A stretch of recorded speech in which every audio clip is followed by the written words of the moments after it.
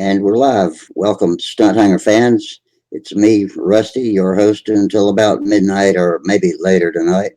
It is January. No, it's not January anymore. Today, it is February the 3rd, 2020. And so, welcome. We've already gotten the first cold month of winter behind us, and springtime's right around the corner, I hope. About 8 or 10 weeks away, we ought to start getting some teaser days anyway. And so, everybody, hope soon we can get out and have some fun. But meanwhile, we'll sit around here and chat. We talk about aeromodeling. So, welcome to the Stunthangar video chat.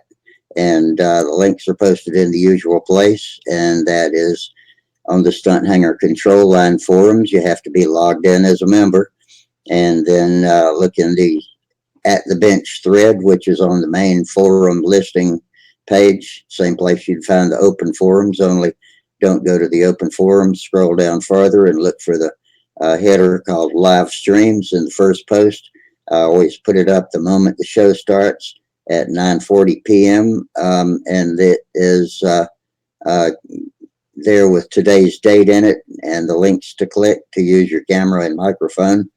And you can use that to come in and chat with us. And of course, if you want to just go to the Stunthangar YouTube page, the YouTube channel, you can watch us live there or watch the reruns. And if you're with us live, you can use the video chat box and type questions, answers, opinions, or whatever else you want to bring to us. And we'll try to incorporate your thoughts into our conversations. And we've already got one YouTube guy out there. That's Gary Sinclair. Hey, Rusty. Hey, that's Hi Rusty. He spelled it High. Yeah, it's Hi Rusty. I got my Jamaican Blue Mountain coffee here, and it does make my hair stand on end if I drink it too fast. So you got that right, Gary. And welcome. Let's see what else we got. Hey, I finally did what I've been talking about and got with Spectrum on the telephone and had them boost my internet connection. So we've throttled up. Well, we haven't. I'm waiting for the boxes to come in the mail. They're on FedEx now. When I plug them in tomorrow, which is a new combination router and modem, and then of course the TV box changes because I changed some of that service too. But we'll go from 25 megabits down and 2.5 megabits up, all the way to 100 megabits down and 10 megabits up. I can't help but believe that'll enhance our, or at least my, video conferencing pleasure. And I don't know, it remains to be seen if it's going to help anything other than just me on this show. It seems like any of my pictures will be clearer, and I don't know. We'll just have to wait and see. I don't actually. It's not like I'm actually running the server that this show goes through. I just hook to it. I think like everybody else, and this will allow me also to go back to the open source broadcast software that me and Sparky tried some time back. We might take another look at that and see if it gives us a better experience too. I know it's very versatile, but I couldn't do it with my 25 megabit connection before. It just overloaded and locked up. So we'll try it now. I wish I could tell you that I had been able to throttle it up today, but I called them on the phone because I know my router is capable of 100 megabits, but she said she couldn't do it. I had to wait until the boxes came. So tomorrow I'll be playing with that. Hopefully they'll get here early, but you know, knowing my luck, they'll be here after dark. And anyway, so that's all the news I've got for you. Looking forward to getting high bandwidth. And let's see, for you YouTubers out there, please remember that you've got a super chat option, block $sign at the bottom of your chat box that you can use to donate some money to Stunthangar and help Sparky pay for his server fees and all of the hardware and software it takes to do broadcasting from events and from the workshop, and to keep this show on and to keep the forums and the show live and free. And looks like we got some more people signing in. Jack Snavely says, "Hello, Air fans. Just to let you all know I'm watching. Good to know." And we've been getting a good YouTube crowd lately. They've been, you guys out there on YouTube have been asking questions, answering questions, giving us some good opinions when we get stumped on something in here. So that's cool. I'm glad to see that y'all are really participating. Tom Rammel just joined us. He's he's my first video guest tonight. Good evening, Tom. How are you? Hi, Rusty. I'm good. Good. I see Sparky just dropped in too. And one last word before we take off into our conversations. Let's keep it family room friendly. Don't say anything you wouldn't want your kids repeating in front of their school teachers and stuff. So, and that's it. Let's have a good time. So, what's up, Tom? Robot man. Worked on the robot on Saturday, so all day Saturday. We have one Saturday left to finish. Sound. Oh, can you hear? It's my Bluetooth. I'm sorry. Say testing 1 2 3. Testing 1 2 3. Okay, let me repair my speaker. It's I've just lost the Bluetooth connection. We can hear you. I can hear Sparky, and I can hear Rusty. I presume you and Sparky can talk while I can't hear. Bluetooth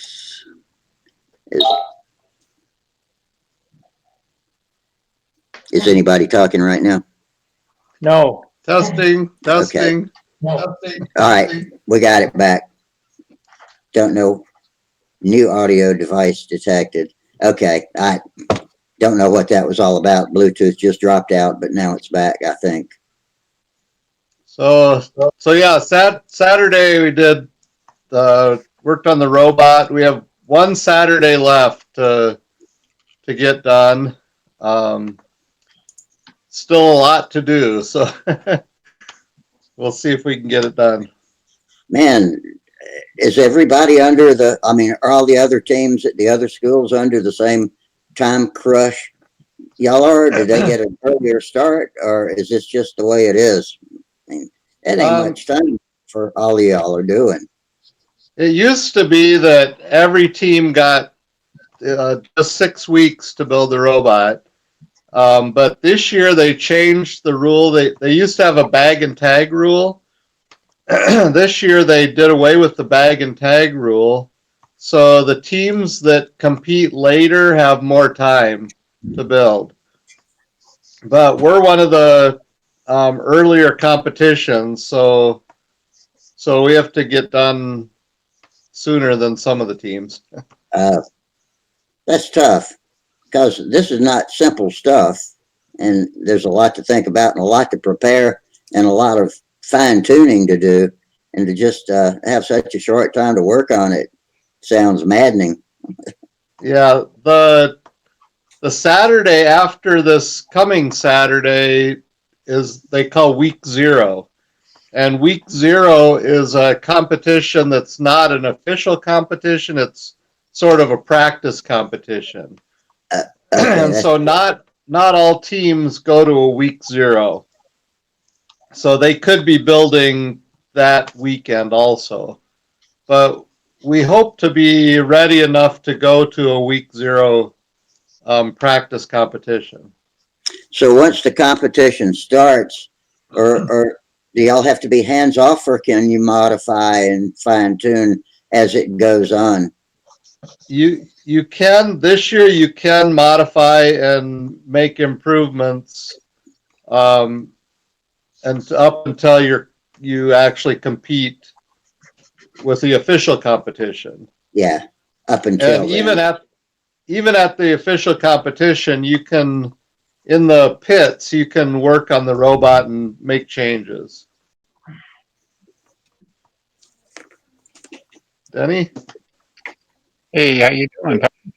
Hey, y'all, and I got to plug my earphones in. It keeps dropping my Bluetooth connection, and I can't read lips. I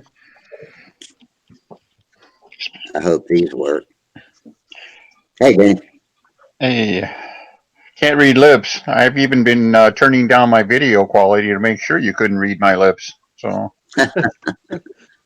We Now can you're barely gonna- see your lips. that's it. What? You got lips? Whatever. You top your head pretty good. Hey, looks like somebody's trying to get some useful work done there. How you doing, Sparky? Oh, good. Good, good. Yep. Getting ready for my ink job and second coat of clear. Mm-hmm. Question: I'm trying to remember back on your Mach-E that turned out so nice. Didn't you ink like corrugations in the gold panels and stuff like that? I'm trying to remember all that. Is that your plan to do that again? I did not. I'm gonna ink the outside of this, Uh huh. but I'm not gonna ink the corrugation. Yeah. Okay. That's a lot of lines. So. Yeah, it's more work than I want to put into a classic airplane. Mm-hmm. It'll Well, add too much weight for Sparky. Yeah, I was just going to say that too. All that ink, it might put him over his budget there. If I don't respond to y'all, it's because my speakers keep turning off, Oh, and they're off right now. I'll be trying to fix that. If y'all can carry on while I'm broken down over here, then that would be great.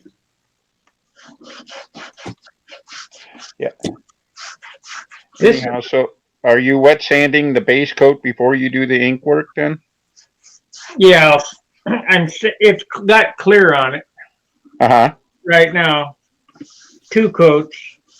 Okay. I'm wet sanding, all the lines and the spot. Then I'll ink it. Then I'll clear it again this weekend. Mm-hmm. How many coats of clear do you expect to apply yet? 2 more. 2 more. Okay.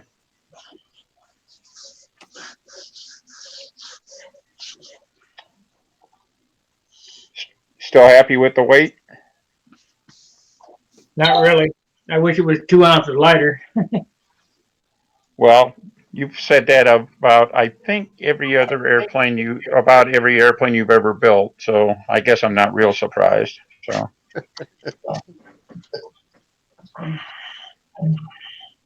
They fly so much better when they're light. mm-hmm. Well, I won't give you any arguments. This is the hard part. This is where the shine comes from. Nobody gets it. Mm-hmm. What grid are you using? This is 1500. Mm-hmm. It'll get a sanding with 1500. I already did this wing. 1500, 2 coats of clear and sand. 2000. Somebody's got wing.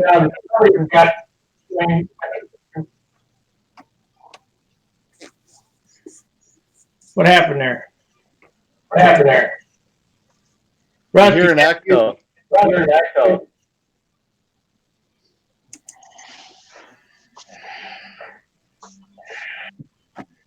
Okay. Anyway, Rusty, you got a window pumping. Yeah, there's something's wrong with my sound system. I'm trying to figure out what it is now.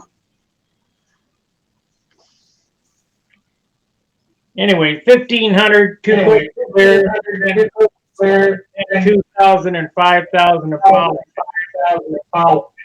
You're gonna have to fix it, Rusty, because it's keeping right on back.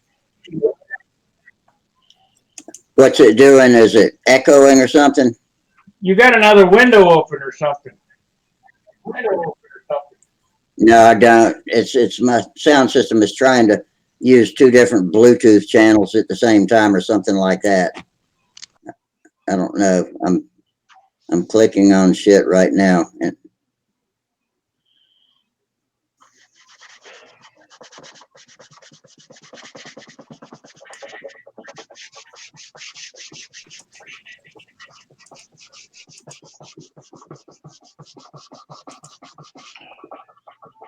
Yeah, I've been having trouble with the cord.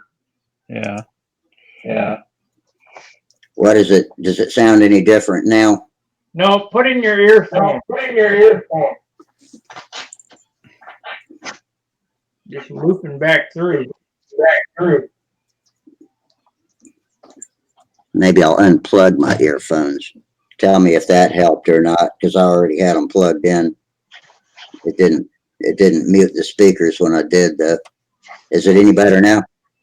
Can't tell till we talk. I don't know. You're sounding pretty good. Are you hearing us at all, or your speakers still get active? Yeah. Everything's normal on my end right this second. Okay. I'll leave it like it is until it's not normal, and then I'll attack it again if it starts acting up. But before, what it was doing is it was just cutting my speaker off. It's a Bluetooth speaker, and I've got a bunch of settings that are kind of cryptically labeled on my B&O sound system, Bang & Olufsen, if y'all are familiar with that. So I'm just experimenting with clicking devices to see. None of it makes any sense. When I had it working right the other night, I didn't change anything before today, and all of a sudden it's got trouble. So anyway, as long as we're working normal right now, let's proceed. And I'll leave those settings boxes open in case I need to get to them quickly.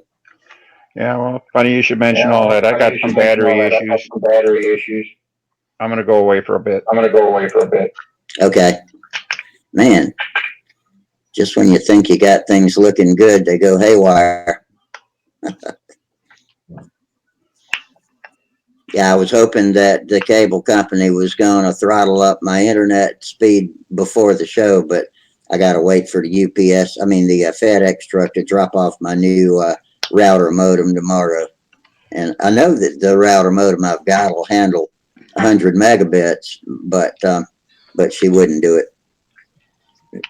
I think it must have been too much trouble. Oh, we got John Miller joined us. I didn't even notice it. I'm falling off the job. Hey, John, how you doing tonight? I'm doing fine. How about you guys? We're okay. I'm having a little glitchy trouble here, but other than that, we're good. Looks like Gerald Wimmer's out there. He says hello all, and Sparky, and let's see, he says he's got to work outside, but he'll be listening. Yeah, he's getting his, well, the other day he was mowing his control line circles out there, so he's probably working on stuff like that in the middle of the summer out over there, down there. David Phelps says, hey guys, that's our Raleigh, North Carolina connection, Raleigh-Durham. I managed to talk him into coming by Huntersville. I forget if it was May or October, but I was glad to meet him in person. I know him from Cox Engine Forums. And I think he's a member of Stunthangar too. Looks like you might have some bad weather coming your way. Who, me? Yes. Yeah. Rusty, you. Oh, that sucks. I don't think I've looked at the weather report today. I didn't look at the long range forecast yesterday. So what are we going to get? Rain again? Snow, I think. Global warming. Oh my, holy crap. Snow in Columbia, huh? Well, it's always exciting when it happens. I open my weather.com app and look at it right now. See what it says. It was beautiful today. It was over 70 degrees. I sat outside under the maple tree and just chilled out in a sunbeam. It's 62 out there right now. Let's see what our daily forecast says. Sunny Tuesday, windy and 73. Oh, that's tomorrow. All right. Wednesday, let's see. 73 Wednesday and sunny. Sunny and 71 Thursday with some thunderstorms. Here we go. Well, let's see. 49, 55 Friday, 58 Saturday. I don't see it. Okay. Oh, well. No telling. I don't trust weather.com 100%, but We just went through a heck of a snowstorm here in Salt Lake. Yeah, I got about 8 to 12 inches in Salt Lake City. We got about 4 here in Delta. Yeah, we got more. Well, I'm getting a feedback. I just heard it. I just heard it do that. I hadn't done anything but just sitting here. Let me go over and pause.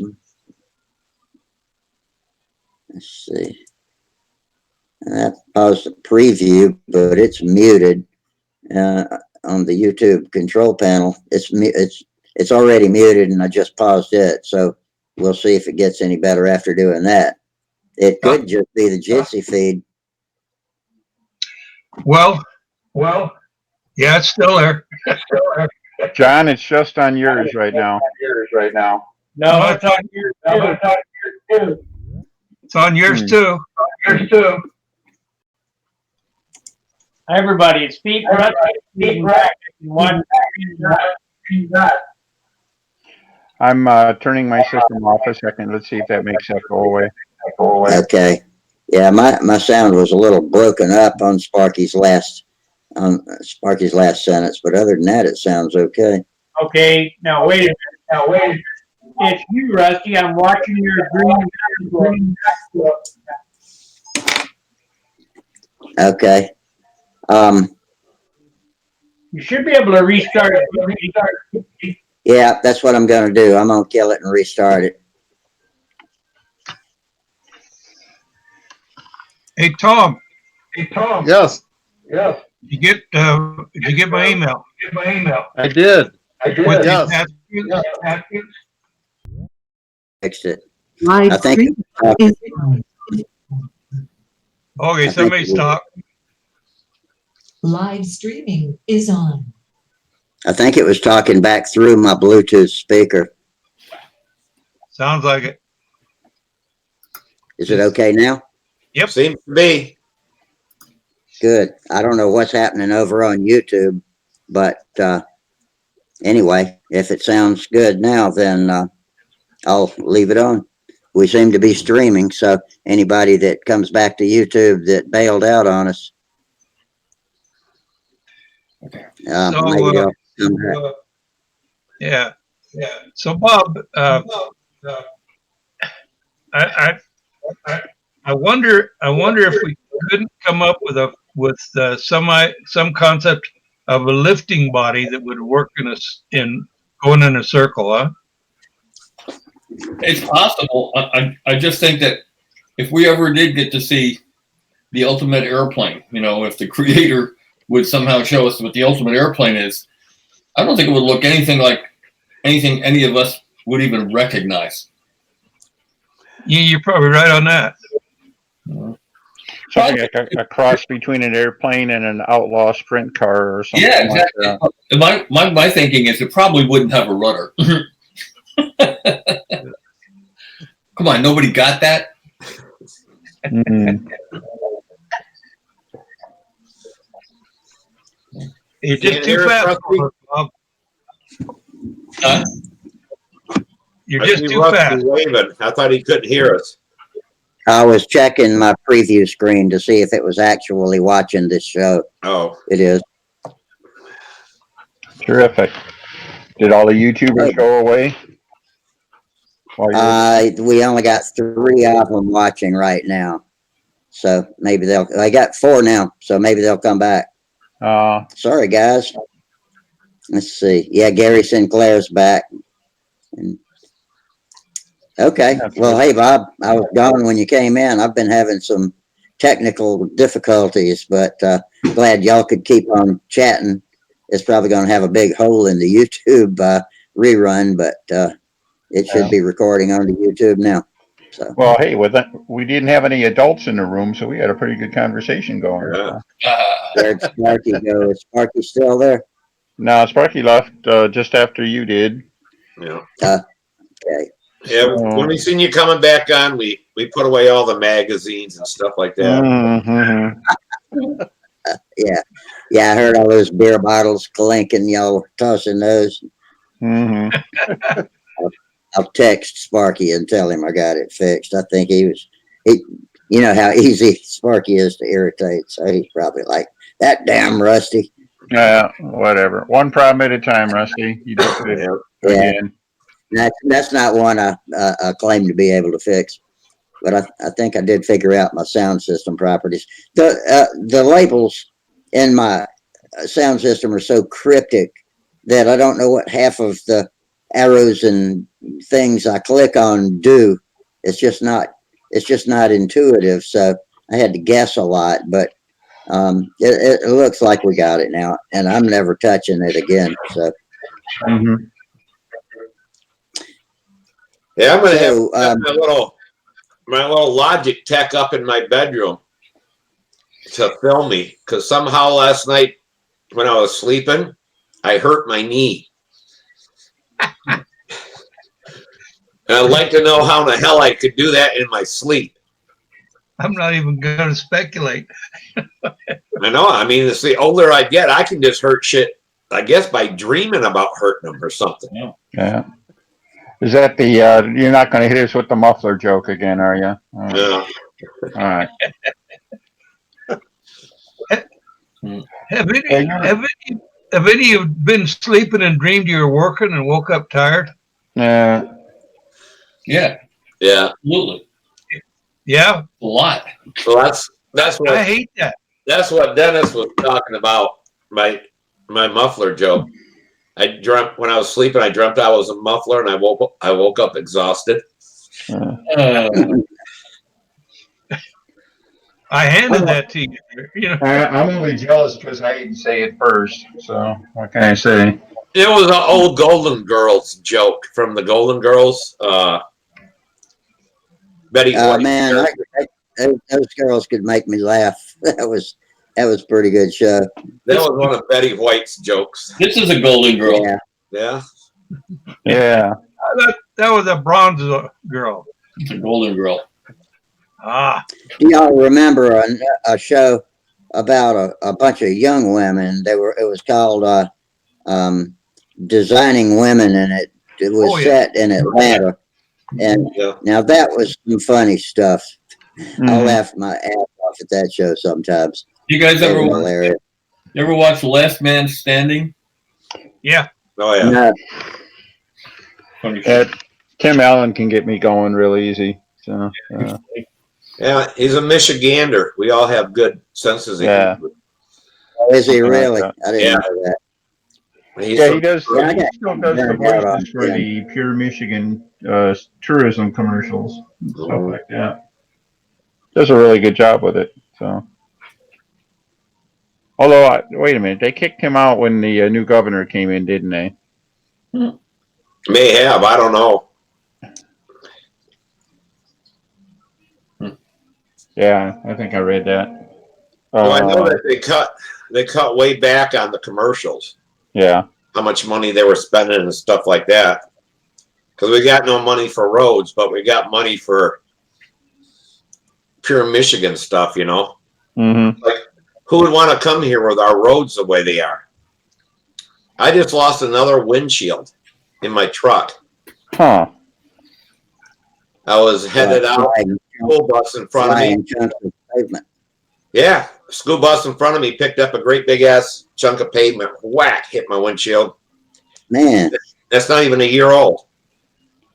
And I forget what they said at the shop, that there were like 40 some windshields in the year for our vans. That we lose that many windshields. I mean, you see the windshield guy there all the time putting windshields in our vans. you'd think chemists and engineers would have come up with some new types of paving surfaces that wouldn't freeze, crack, and dislodge like that. But They did. I guess it ain't as easy as it sounds. They did, but under the old governor there, all the paving companies refused to use it because they couldn't guarantee how long it would last. There wasn't enough done on it. Yeah, they don't have long-term studies until you use it for a long enough term to have studies. Well, what it is that the places that were making it, well, University of Michigan or Michigan State was testing it. And they said it would last like 8 times longer than a normal road. Well, that means all these paving companies are going to be out of work. Oh, brother. Yeah, okay. Well, what probably happened too is that the state was probably pushing, oh, we want a contract that says that if this thing fails anytime in that 8 times longer period, you're going to come back and fix it free of charge. The pavement companies probably said, what, are you crazy? You know? Well, a lot of it too, the petroleum companies are all involved because all that tar is made from petroleum. Mm-hmm. And they got to sell their oil, you know. And what all they did was the state of Michigan just took old tires and chopped them up to a real fine powder and added it to asphalt.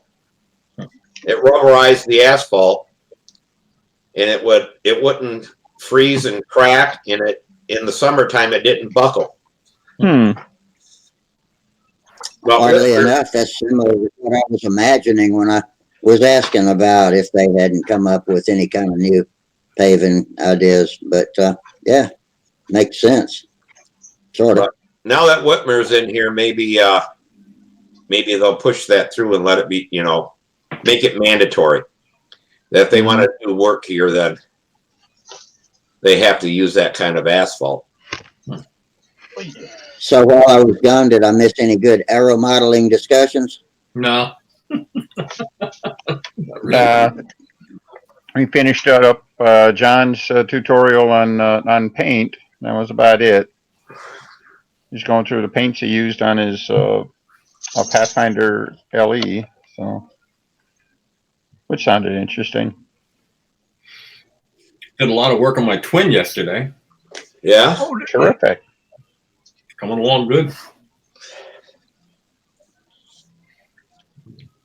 I did some work on the that Oriental and got the wings all covered and stuff like that. And so far, I got I got the bottom side of the tail done. So I got to do the top side of the tail, the flaps. And I've added just a teeny bit over 1 ounce for weight. Mm-hmm. But, you know, so now it weighs with everything 35 ounces. Then I still got to put the fuel tank in and stuff. So I don't know if this thing will come in under 40 ounces or not. It should be pretty close. Bob, does your new twin resemble the one you built a couple of years ago? And I can't remember the name of it. Something Wind or something Wind? Was that it? Well, only in the name has a little bit to wind. It's called Easy Wind. But- Which is after a Grateful Dead song, you know, Easy Wind. what's Yeah. the wingspan on it, Bob? What's the square inch? Right at 60. That's good. Yeah. Small electric motors. Yeah, little Cobra 2014 something. I forgot. Same thing that's in Frankie Imbriaco's. I could actually find out in a minute here. Give me a second. What's in it? Well, yeah, that's, you know, I always kind of wondered, you know, I talked to Bob about it, and airplane that we're kind of doing for Samantha and stuff there, dropping to 620 square inches. So that's what, shit, damn, mine's gone. Yeah. Gerald's, his Thunder Gazer is only 620 square inches. Yeah. And Paul Walker's new electric, that's about what that is. And the one that we took for Samantha to the World Championships was 640 square inches, but we got it way too heavy with the automotive clearance stuff. I mean, it weighed 64 ounces and it was just too heavy for too much wing loading. And then it's small of a wing. They're 28 14 20s. 28, 15, 20s? 28 14 20s. Okay. 281420. Yeah, You the, know, the last 20 is would be like the windings or something like that. So 2814 is the key numbers there. So that's a 10-inch prop if he needs it. 11 and a pinch. We tried it with 10s and it actually flies better with 9s. Yeah, I believe it. I believe it.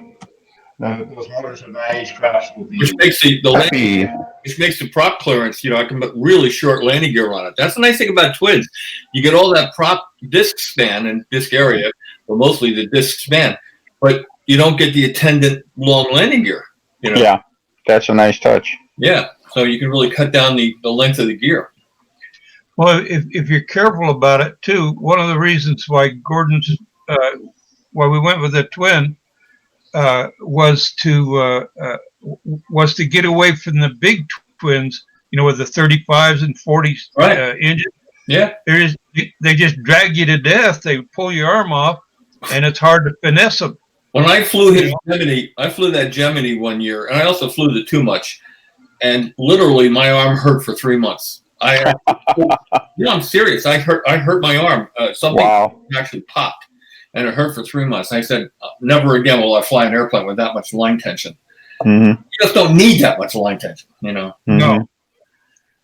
No. You need enough, but you don't need an excessive amount, and that thing just pulled like a freight train. Well, you're going the right way, in my opinion, with that, with your span and the size of motors you got. That's a very thin wing too. Very thin wing. What, about 14%? The percentage I haven't figured out, but it's the same thickness as that Usama, which is basically as thick as a Nobler. So you don't need thick wing with electric airplanes. With the active timers, the only reason we went to thick wings, in my opinion, is because with the glow engines, when they unloaded in the wind, they whip up, and you needed the drag to keep them from whipping up. Now we have active timers. You don't need thick wings. Yep. Well, that's cool. That's that plane we're doing for Samantha. That's the Usama wing on that. How do you like it? I only got one wing built. Oh, you haven't got flying yet. No. Okay. She hasn't been over here to do any work, and I may just say screw it and put it together. She can fly what she decides to fly. She can fly what she has, because that Usama that I had may have been among the one or two or three best flying airplanes I've ever owned. Mm-hmm. It really flew good. And then I went and sold it to somebody. Somebody offered me way more money than I could turn down. So yeah. So if I get it done, then we can see, because it'll be electric, how it flies on one engine or one motor or two motors. Yeah. Are you using the same numbers for the tail and all that? No, the wing has been stretched a little bit, and it's got a little sweep forward. I put 1 inch of sweep forward in the trailing edge, so it's a derivative of that wing. It's not exactly. Oh, okay. Yeah, and it's got a pretty good sized tail on it too. How about the tail moment? 18 inches. 18. Mm-hmm. What's your square? What's your percentage between your main wing and your stab and elevator? Probably about 26 or 27%, something like that. That sounds good. I put a little more elevator on this one. I'm thinking, There's no reason not to use more elevator. So, Are you using one-to-one controls or? well, I mean, they're adjustable ratio, you know. I only use 1-to-1 if the airplane's heavy and you need that much lift. You want to allow as much flap in any airplane as you possibly can, you know. Flaps do one good thing and 27 bad things, you know. So, so you just keep dialing flap out until the airplane doesn't stall, and you know the airplane will turn better and it'll turn cleaner and less drag. So I generally dial way under 1-to-1. You know, in the middle of the summer when you get a high density altitude days, you may have to dial some more back in. You know, you may have to move that elevator and change the ratio. Yeah. So. But this one's also going to have adjustable speed of system. We're going to be able to adjust the speed at the bell crank, where we can move the output from the bell crank to the flap is going to be movable, so we can adjust the speed of the entire system. And that push rod is also going to be adjustable, so that we can get the, as Denny could probably tell you, they did those bell cranks. What would you call those self-centering bell cranks, Den? Yeah, that was the high-tech term for it, yeah. Yeah. So you're going to go ahead and use that? Well, we're not going to use it as self-centering, but what we're going to do is we're going to make it so that we can find where the bell crank is supposed to center. That's an adjustment we don't normally have on an airplane. You put them in thinking that they're square and everything. That may not be where the aerodynamic center is. Mm-hmm. So if you're able to adjust that push rod between the bell crank and the flap horn, you can move that bell crank and find where it's supposed to be. I think that's why a lot of airplanes hunt. As good a guess as any. I've never heard an answer for hunting that satisfied me. Let's put it that way. Well, it doesn't make any sense to me that an airplane could hunt, but they sure as hell, you know, sometimes they sure as hell do. So I like a little bit of down thrust. That's helped me out a lot. I haven't had a hunting airplane for the last 2 or 3 airplanes. Interestingly, when we were using the reverse pitch props there for a while, if you wanted to do that, you had to give up thrust. Yeah. Yep. I have one airplane that responded to upthrust, and everything else I've been trying to make straight. Yeah. And haven't had any issues or anything like that, but I don't know. The only one I had that hunted was the XLTC, the tricycle landing gear crossfire. When I first took it out, it flew great. And then I moved the lead outs back a little bit and it started hunting. And I couldn't figure it out. And then it dawned on me that the back lead out was running into the anchor post from the tricycle landing gear. It was actually sure. back. It was rubbing against that post. So I pulled the gear out, chopped that post off a little bit, hunting went away. Yep. Yeah. I think any drag in the system whatsoever, whether it be push rod drag or lead out drag against a rib, if you move the lead outs back far enough that the front lead is a rib or something, it's going to make the airplane hunt. Mm-hmm. Yeah, I believe that. I've had airplanes that hunted, that had no issues like that, and they still hunted.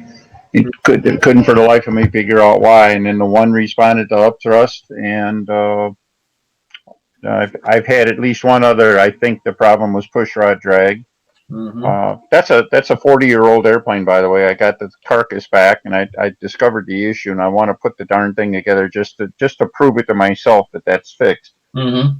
And but that's another long story. But control system drag. It's the drag and slip and whatever. It like holds up, and it jerks. That messes you up. And I think another thing too is the lead out exit guides. If you have an extreme amount of sweep in the lead outs and they go through a long exit guide, there's a lot of drag in those too. So you want to keep those exit guides as short as possible so you have less chance of getting drag on those as well. I use Teflon ones that Roy Trantham had made over in Poland. He had a guy over there with a screw machine make a few thousand of them for him. And I chop them off now and put them in there, and it's less opportunity for any line break from the lead out bell crank to have drag. I think that's real important.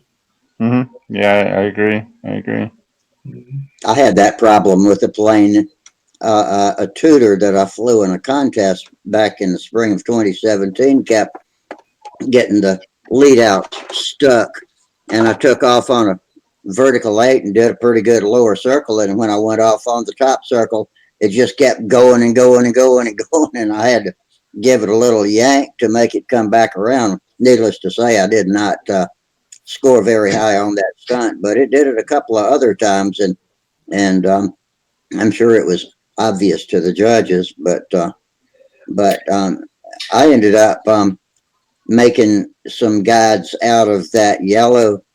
I think they call it Nyride. Sullivan makes it for RC planes. It's got that gold thick wire through it, and running it through some of those Nyride tubes, just little short sections, and that smoothed it right out.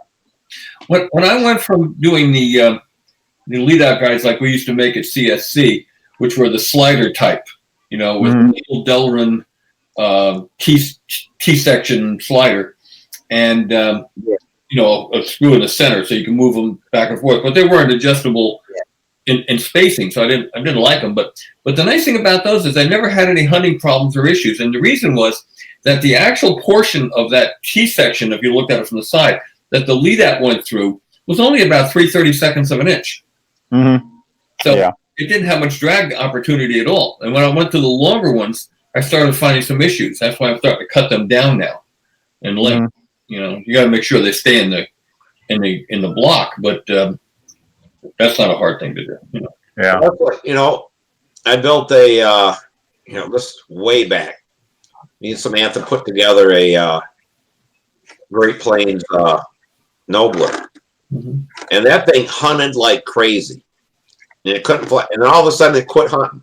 It doesn't hunt anymore, and it's like, okay, what in the hell happened?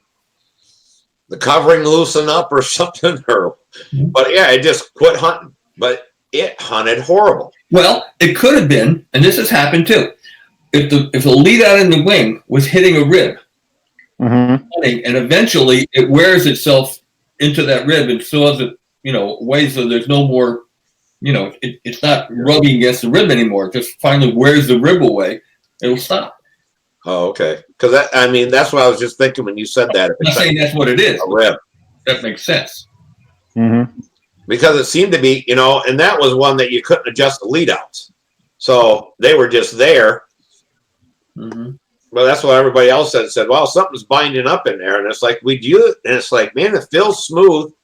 But maybe once you put pressure on it with the rake of the airplane and stuff, like you said, that wire was rubbing on a piece of something in there, and it finally sawed its way through. And the latest trend, especially in electrics, is to move the lead outs very far aft. We can get away with that in electric for some reason, where it's difficult to get away with that in glow. My opinion on that, the reason they can do that, is because unlike glow, where we have 1 power stroke per revolution, we're getting 14 power strokes per revolution, and it's constant. It pulls the airplane over and holds it. It's not a pulsing thing. So you can move the lead outs further aft and get away with it. But in doing that, sometimes you actually will get the geometry of the lead outs coming from the bell crank, so they're dragging on the lead out guide. And you got to be careful about that too. Yeah, it's funny you should mention that because, of course, I'm always counter everything, Bob. But I've got the lead outs farther forward than I've ever had.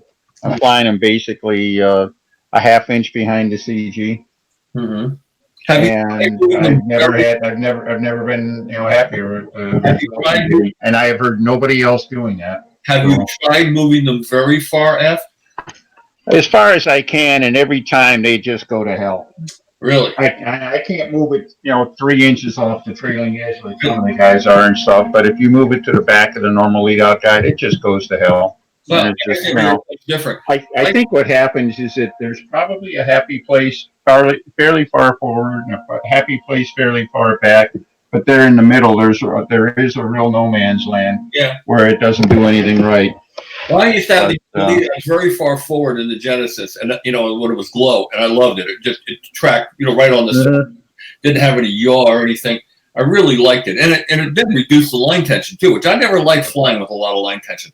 Yeah. My old saying was that Rembrandt could not have painted his masterpieces if, while he was painting, someone was trying to pull the brush out of his hand. Yeah. You know, so I never Yeah. tip it and That's a great analogy. I like that. Mhm. You know, I don't know if it's just the airplane or not, but that first Vector Electric that we put together there for John, Samantha had the slider all the way forward on that airplane. She loved it with really, but we are running the reverse pitch props. So I thought it had something to do with that. That was the reverse pitch that you could run the lines further forward.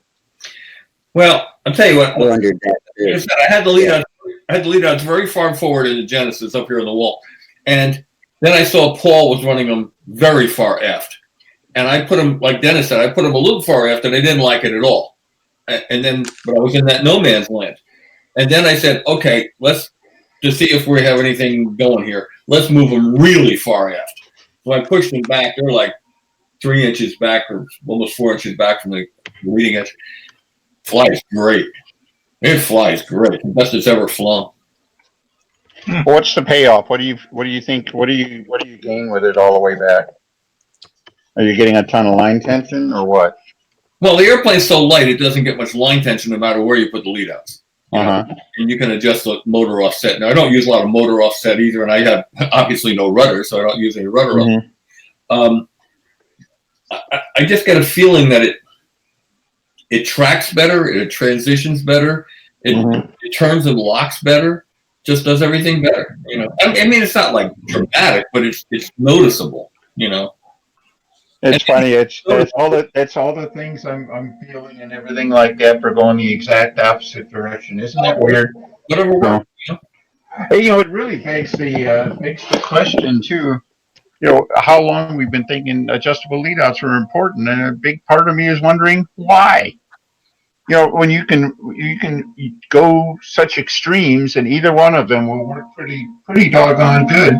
It's like, what's the gain? You know, what are we gaining here? You know, you said you don't want to be in that no man's land in between. You know.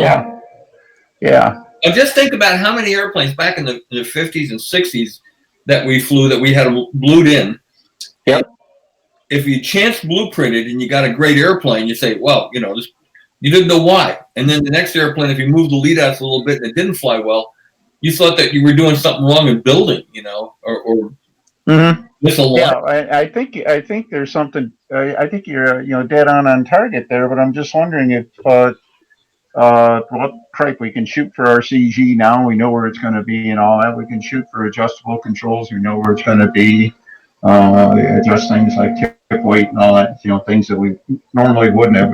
You know. Yeah. And maybe some guys are even adjusting rudder offset and everything like that. Although I've never been a big fan of rudder offset. But, I've convinced myself of this. You should never have rudder offset. Ever. Yeah. Well, I've in the past I've always just made sure that I had that it wasn't turned in, but I'm not so sure that that's even the right answer. Yeah, if you had it just enough, you know, I make straight rudders, but I might put them a hundredth of a degree so to make sure that's not inset. And I'm asking Billy about, because I had the Saturn set up with an adjustable rudder, and I was losing line tension climbing in loops. And I was gaining line tension coming down in loops. And he said, well, it makes sense. He says the speed creates lift. And if you offset the rudder and you're coming downhill and the airplane's accelerating, it's going to push the nose out. It's going to, you know, rudder's going to push the nose out. But then when you finish going to the bottom and it slows up coming uphill a little bit, equal and opposite reaction, nose comes in on you. And I started watching that, and sure enough, the nose was starting to come in a little bit, climbing. Took the rudder offset out. Sure. I don't know. I'm thinking, Billy is talking about the airplanes that fly in circles and everything like that. This, my dad used to do this with his best. He did it with several rat racers. All right. And they were going like hell and everything like that. And he was trying to find an edge. And he came on the idea that he didn't want the airplane to pull at all because if it was pulling hard, that means the engine thrust wasn't going forward, wasn't going around the circle. Sure. And he used to do things like he took the speed cowl, and he would inset it so it would turn the nose in. and he actually would cut the. If you looked at the airplane carefully, he had more leading edge sweep on the 049. Didn't matter. The wing was smaller, but it was all in the leading edge, so that the wing would want to try to. Yeah. It would want to try to turn towards the circle. Right. And he was also careful about things, fundamental things like making sure they weren't too nosy and stuff. And his airplanes pulled probably 10 or 15, well, I don't know what it was. It felt like 10 or 15 pounds less than the other guys. Everybody had the same engines. Everybody's screaming, but he was always able to go just a little bit faster. So, I don't know.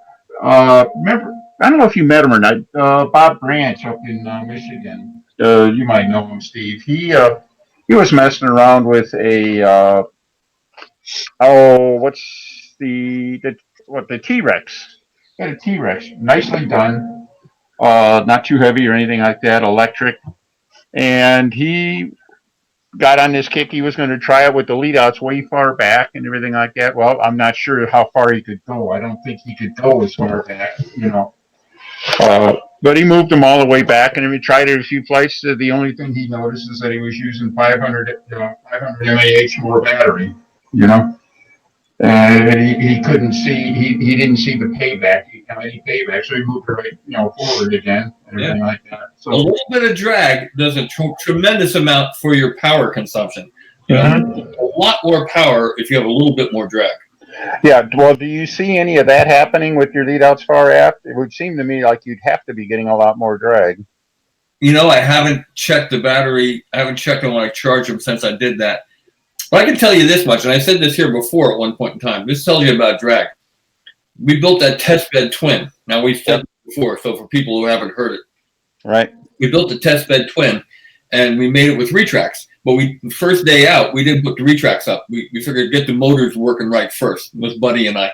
So we went out the first day, and then all the batteries we recharged were 4,000 milliamp 4S's, 2 power 10s, and 10-inch APCs, reverse pitches, one going one way, one going the other. Okay, so we came home and charged the batteries, and we put back in 2,400 milliamps in the batteries, each of the batteries. Mm-hmm. The next day we went out and we retracted the landing gear for the first time. That night we came home, we put 1,800 milliamps in. By retracting the landing gear, we used 1/4 less, 25% less power usage. Yeah, and that's phenomenal. I don't know that why you wouldn't be enduring or noticing the same kind of thing with a lot more line rate. But I don't know. So I'm sure there is more power usage with the line rake, but I haven't really checked on it. So I'll have to do that in the spring and look. And the other thing about drag, in the spring, you're going to have more drag than you do in the middle of the summer. It's density altitude. It's less. Yeah, it could be denser air, cooler, whatever. Yeah. Cooler air is, Mm-hmm. Why airplanes go faster at the same setting, because there's more air and they're just more efficient. Yeah. The wing's more efficient. Everything's more efficient, So you might be on the other hand, what about the increased drag from more air? I guess that counted some, but not as much. Yeah, I would have to check. Maybe it'd be a good experiment in the spring, and when it's cool, to fly some flights and check the battery consumption, and then don't change anything on the airplane and go out in the middle of the summer when it's 90 degrees and humid, and find out how much less battery you're using on a given the same amount of wind, because wind will affect it too. Yeah. The windier it gets, the less power you use. Believe me, because you would think it would be the other way around, but the windier it gets, the less battery you use. Mm-hmm. Yeah, there's a lot of things. There's a lot of things we can measure with electric airplanes that we've thought through and had it all worked out in our minds. With low airplanes, well, you got to do this, you got to do that, and then you go measure results with the electric airplane in terms of power usage and stuff, and you find things ain't necessarily so. Yeah. It seems like simple things. Like I had an airplane. I was flying it with the big pink airplane. I flew it with a certain motor and prop, RPM, and everything like that. Got my baseline for battery usage. It was good. Airplane was a little. I wanted a little more nose weight in it, And for me, the easy choice is I just went up one size in the motor. All right. Moved, got my extra nose weight and everything like that, and got the result I wanted. Same prop, same RPM, everything like that. And the battery usage went down to like 150 milliamps per flight. All right. So a bigger motor, supposedly a more powerful motor, More efficient. but it was using less power to do exactly the same amount of work because it was using the same prop, the same RPM, pulling the same airplane on the same lines. The only thing that had changed was the motor itself. Mm-hmm. It was using less power. So did I have a less powerful airplane because of that? Well, Of course not. I went from the 28 millimeter cans to the 35 millimeter cans, and I'm sure they're more efficient, more torque, and use less power. Yeah, and technically, the way they measure motor efficiency, Dean is the one that told me this, is that he said, anything when the motors get longer, they measure more efficiently, and the wire that goes across the motor doesn't add to efficiency. But I think in this case, what's happening is, the magnetic pulses are operating around the outer of that can, and it's a longer moment arm with a 35 millimeter motor instead of the 28. And even though the magnet area and all that might be, same ballpark and everything like that, it's more powerful because it's a longer torque. It's like a long stroke, the whole thing. And I think they cool better too. And when they're cooler, they're more efficient too. Yeah. Mm-hmm. Yeah, motors like to be cool. Yeah. I've got an idea about that battery efficiency contest experiment that Bob was talking about between winter and summer when it's cold and hot. And the thing about that is the battery chemistry changes between cold and hot. So you got some unexpected variables there. Plus, more power, conductivity inside the motor. Cold and hot, you got some unexpected there. So you might try going to the beach on a hot day or a cold day or whatever, and flying at a certain temperature, and then going up to the mountains, and if it's convenient, flying in the same sort of temperature, so that temperatures not causing conductivity and chemistry issues too, because that could be measurable differences. Yeah. The batteries will put out more power when they're warm. Mm-hmm. So, Yeah, it depends on. It's hard to. You gotta pick your poison, I guess. What am I going to measure and stuff? Like we started talking about lead out position. On any given day, you could find out whether forward lead out or rear lead out was more or less power by flying basically back to back kind of flights, or fly a couple, move it, fly a couple. Then you get a pretty good answer. If you're going to look for air density and stuff like that, there's a lot of different variables. You can get a visual for comparing. Yeah, if you're flying a flight at 10 in the morning, when things are warming up versus 2 in the afternoon when everything's already warmed up and everything like that. Compare a 10 a.m. flight in the summer with a 2 p.m. flight in the spring or fall, you might get, almost the same answer. So, I don't know. Well, we found the same way in the air conditioning and stuff, heating, whatever, that all these buildings got to be green buildings and stuff now, and they get better ratings and all that kind of stuff. But the one engineer said that they haven't only got like 2% or 3% efficiency on electric motors over so many years. So how they do it, you see these new furnaces that one will say that in a year you use, say, $200 worth of electric, and another one that says you use $150. The only difference in the whole thing is the size of the motor. Mm-hmm. And I've tested it before to where we couldn't get a 3rd horse motor for something, and they had to get it running, but a 1/2 horse would fit in the same, we could make it work. Stick a 1/2 horse in there, it's a bigger motor, run less amps. Mm-hmm. On the same thing, same pulley, same everything, and it would use less power. Mm-hmm. And that's why you see these air conditioning units outside of there are so huge. They put bigger fan motors in them, bigger compressors, but doing the same amount of work. Yeah. And it gets their energy use way down. Yeah. And Bob, back to the motor size thing. The Aerowind motors, Steve's talked about them before, and of course I've talked about them. The ones that we got for Brodak, they used a 30 millimeter instead of a 28 millimeter core. They were the same size as the Scorpions. Scorpions were that way. And they always behaved like they were about one size bigger. So Yeah. 2820 behaved like the 2826. Have you run 35 millimeter motors? I've tried. I've got a couple 35s. Most of the stuff I'm flying, I don't need them, or I can't find them small enough. Switch from 28s to 35s. Everybody.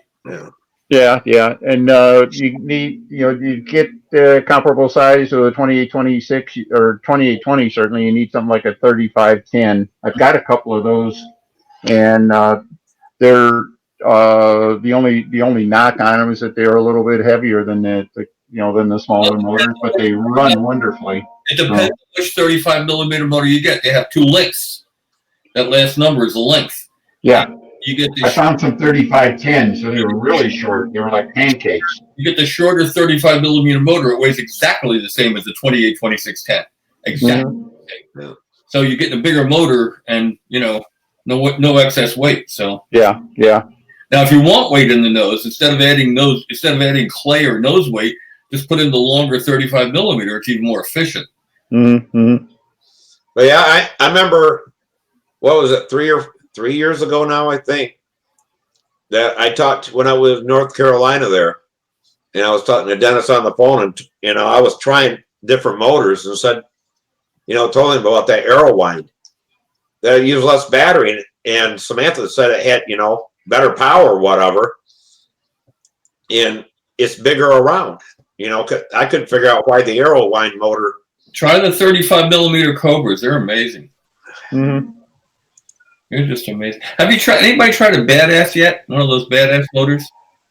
My brother's got a couple that he's been messing around. He hasn't flown them yet, but he's really excited about it. He really, really likes what he's seeing. So I haven't tried one yet, but Bill tomorrow. Will tomorrow's doing some testing on him. He's with the data and everything, and he should have some data for us pretty soon. Yeah. Well, I know that the Badass motors have curved magnets, and I'm wondering if you can keep your tolerance closer with curved magnets. Well, didn't the Scorpions have curved magnets too? I think so. Mm-hmm. And I'm wondering if that'll make more power with less battery or whatever. Mm-hmm.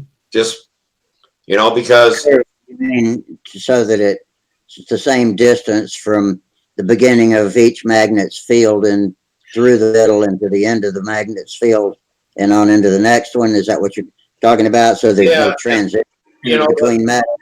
The rotor is curved, and then these have curved magnets instead of the flat ones, because then when you're coming in, you must be hitting that electromagnet wave or something at different angles. Yeah, it would have a steady average as opposed to a pulsed average from the beginning to the end of each magnetic plate. Yeah, that's got to be more efficient. I don't know how much more it'll be, because it's not like an inch apart or anything like that, but. Yeah, well, it's all measured in, it's all measured in tolerances and stuff like that too. And there's no doubt that the curved magnets would let you get a little bit closer. So yeah. And if they're really good at it, they might be nominally thicker, or I should say thicker over the whole width, over the whole geometry of the magnet, not just, effectively thick in the middle and thin at the edge. And whatever. That's right. Because that's what I was saying about the average would be steady all the way through the 360-degree rotation. Bob, you ran axes. They had curved magnets, didn't they? I don't think so. Okay. I did. Yeah, I run the Axie motor in her. Two things about the Axie. It was the only electric motor I ever had a problem with, and I had it rear mounted, and after about close to 100 flights, all of a sudden it made the most god-awful noise you ever heard. And what it turned out to be was that the cantilevering the spinning can, the prop, the possessive loads on the prop, everything in front of the was oscillating, and it actually took the metal that the rear bearing was mounted in and pressed it out so the rear bearing could spin inside its mount. Yeah. And it made one heck of a loud noise. Be right back. Yeah, I don't think I'd ever use an Axie motor again. And they make a weird noise too. They got a weird, I don't like the sound they make. They run hot, and it's because they make them longer and smaller around, and there's no way for the air to get through it. I mean, 28 millimeter motors we were running back then. They were the same as the powered 25 and the Axie and the Cobra 28, 2610. They were all the same dimensions. It's just something inside that motor made it run with a noise that I didn't like. It just had a weird sound to it. That's why the Cobras are real quiet. Yeah, the one thing I did notice about the Axie though is that if you turn the can on that, hold it, it actually, you can count the magnets. Oh yeah, it's got a clump to it, yeah. And I was wondering, is that because of the Axie has the contoured magnets in it? Does it? Okay.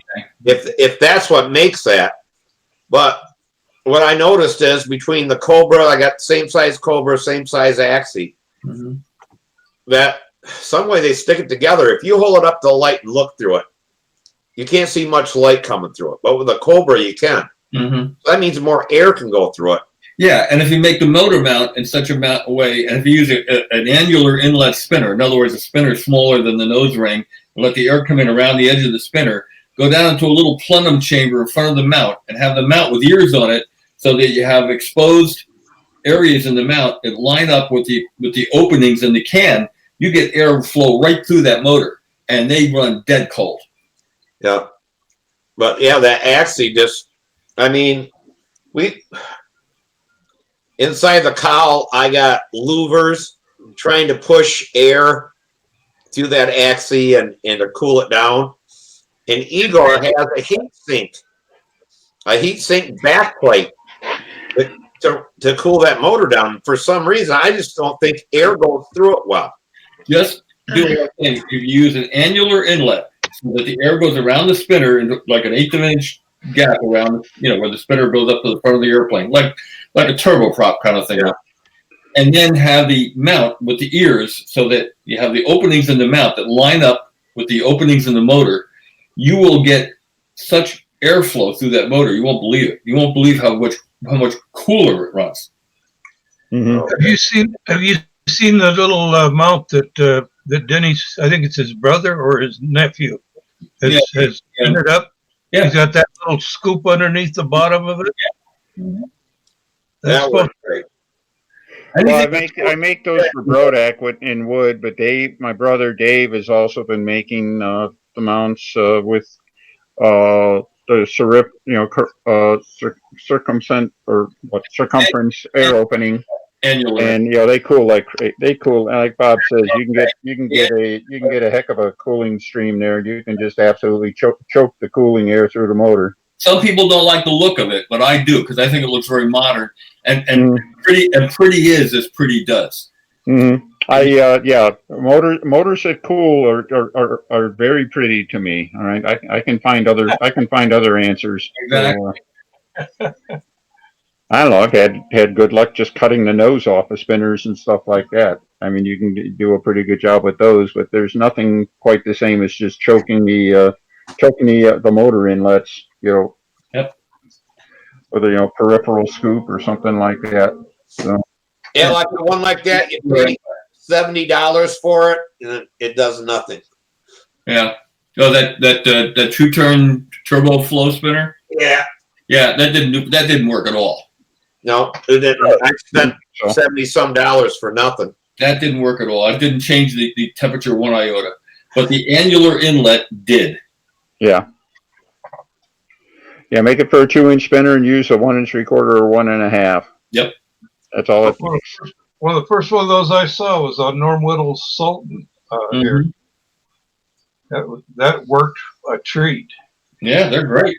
Well, what I think it is, I talked to Dennis about that because of air conditioning, is that a high pressure on one side and a low pressure on the other, you're actually sucking that air through that, stuffing it in there, and then you're sucking it. It's sucking through because It's like a venturi. yeah, we always suck air, in industrial and stuff like that. With the fuselages, with the jet style fuselages, we put the air comes into over the battery, goes into the top block, which has holes in each former, and I also put holes in the formers of the fuselage, and then I put a jet style opening at the back that's functional. And if it's flat, when the air goes by, it causes a low pressure and sucks the air right through the fuselage. And yep, exactly. That's the best way to do it. You don't want any place for hot air to stagnate. right. You got to flow through any so that the flow will happen naturally if you let it. So I do it the top and the bottom block. In the shells that I make, I put holes in everything, and it sucks it right through the top and the bottom. Well, it's like if you took your house and you put a fan in the window, and you got a long hallway, and then say a window in your bathroom or something down this hallway, and you blow that air in, stand in the bathroom and see how much air you can feel. Oh yeah. Now turn that fan around and blow it out. You'll feel air from the bathroom, but all the way to the fan, you will feel a breeze. Because air pushing in, it acts like a spring and actually slows it down to where nothing's really that much coming in. You're getting a lot of the air coming out and sucking back behind the blade where it's low pressure and then coming out. And the outlet's got to be. Have a hot flow for just a minute, and then it would gradually taper off until it had compressed the whole cavity inside the house. Yeah, then it slows right down. And you want the outlet to be more area than the inlet because hot air will expand, and you want more outlet than inlet. I remember when I was a kid and we didn't have air conditioning back in the days when we were tough, and you turn that attic fan on and it comes in through the windows, nice and cool at night. Yep. Yeah, whole house fans. Yeah. That was a whole thing behind double hung windows. Open them at the bottom a little bit and at the top, and actually the warm air will go out and suck cool air. Oh, is that the purpose? I never heard that. Okay. The purpose for that, but yeah, that makes sense. That's the difference. You don't see anybody using double hungs anymore because we have air conditioning. So you don't need that circulation. Now, my dad said when he was a kid, they had a thing on top of the house. They had a chain and they could open it up because they didn't have a ceiling. It was an open ceiling. And they could open that up, and then they open their windows, and the draft will go out through the out the top. Yeah. I always call it a chicken coop. You see these? I always call them like a chicken coop on top of a barn or a house. Okay. And that's what Next time I go to the old mill village, I'll have to look and see if they got them, because that's the kind of houses they built down there. And one of used to be a lot of textiles in some parts of Colombia, and I bet those houses will still have some of those chicken coops on them. In the Middle East, they have, as I understand, they have towers. They're cooling towers. No electricity, no fans, no nothing. It's just this tower that the hot air escapes and pulls it. Anyway, it pulls air through the house. That's exactly what I was looking at on TV the other night, and now I know what I was looking at. It was house hunters in Mexico, and they had a structure like that in the house, and it was built in a decorative fashion, but it was basically a chimney but no fireplace, and that has to be what that was for. Sure. Yeah. Well, gentlemen, I'm going to have to scoot. My dog needs to go out, and her eyeballs are floating right about now. So, See you guys. As always, Bob, take care. Yeah, You got back see you, Bob. to see it. Yeah. Maybe I'll be back, but I got to take my doggy out. I'll bring some parts up to the twin and show them off next time, maybe. Yeah, Alrighty. yeah. You should have went and got the twin and brought it in and showed it to us, or. Oh, it's not one piece yet, so. All right. It's a lot of little pieces, but they're getting to be kind of like ready to go into one piece, So. All right, guys, be good. Yep. Good night, guys. I'm going to bed too. All right, Tommy. Hey, Tom. Bailing out. Quick, shit. I was going to ask him how Saturday went on his Those robots, yeah. Yeah, shit, I forgot all about. Yeah, I'll be right back. I got to go take my dog out too. Okay. All right. Okay. I'll be here. Everybody else might be gone. But Whatever. Well, when Johnny gets back, Rusty, how about showing off your ideas? how about showing off my what? Your IDS. Okay. Yeah, I got a picture of it on the desktop where I can get to it pretty quick. Yeah. Yeah, that's a great plane. It's nothing fancy to look at, but boy, it sure flies good. Uh-huh. Well, John's letting his dog out. I'm gonna let mine out, then we can get back and I can see it. Okay. What can I say? I have cats. They use indoor litter boxes. Yeah, they can take care of themselves. Yeah. Except my new our new puppy is determined to not let the cats get to the cat box, the litter box anymore. So they've taken to going to the door when they need to go. So he chases them, or he's still so excitable. He's only 6 months old. She is only 6 months old and hadn't figured out that cats don't want to play yet. And she's got little bloody marks on her nose. She's slow learning about that anyway. She's slow learning about cat paws upside the head, huh? Oh, geez. Yeah, you'd think, but it doesn't seem to bother her. And she's fast as a mongoose, and so it's a game to her. She doesn't mind getting clobbered a little bit once in a while just for the fun of it. But yeah, she creeps closer and closer and closer, and then as soon as that paw comes around, she sees if she can snatch her face out of the way in time. Big fun game to her. Yeah, except when she doesn't. Oh well. Yeah. Well, pets all figured out. Away in time. She's a good little dog, though. Her name's Crayon, and she's like mostly lab, except for she's got actually a dog bone shaped white patch on her chest is the only thing that's not black on her, and I swear it looks just like a dog bone and a milk bone on her chest. Let me set up. Sounds cute. That sounds cute. The application window.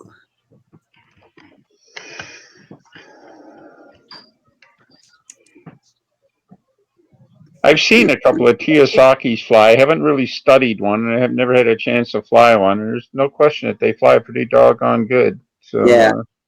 Well, the Tio has a ribbed wing, and Will Davis has one that he absolutely loves. In fact, he flies it in contests.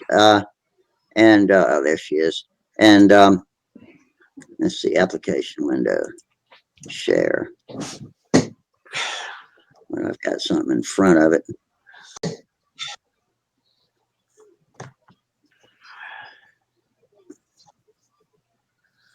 Why is it not sharing? I don't know. You're sharing Steve. Yeah, that's what I said. I see that. Let me stop sharing and back up. Don't scare off everybody, Rusty. Did you reopen the picture after you hit share? I think maybe that's it. Now you're having connectivity I didn't. I just wanted to see what would happen, and it didn't show. And so I did, and it came back. So, but it had something in front of it. Okay, screen share and application window. There she is. Well, it disappeared when I clicked on it.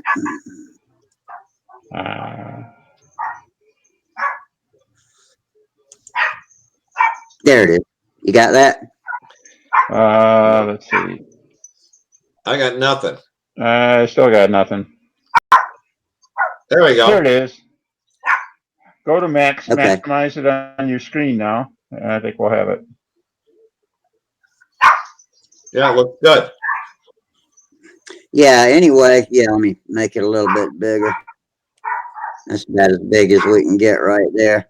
Oh, Yeah, so on a Teosaki, it's got a usually the ones I've seen all have clear covering and it's balsa ribs under there, but this is the same shape, only it's a foam wing with carbon veil on the lead edge and trail edge, and has carbon veil up and down the sides of the fuselage and the rudder too. And it's as simple as that. Do you remember the Yuki? It looked a lot like this, but it was basically a UKEY. It was basically a pine stick with a foam wing, and the tail plane wasn't nearly as big as it is on this IDS.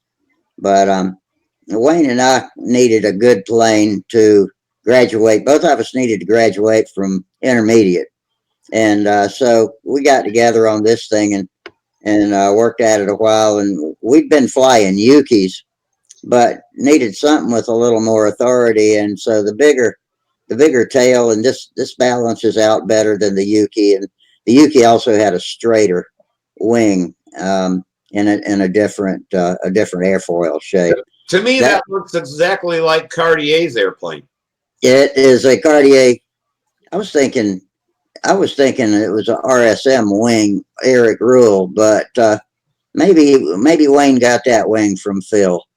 I can't remember. I know he's a member of our club, so we see him all the time whenever we have a contest or gathering.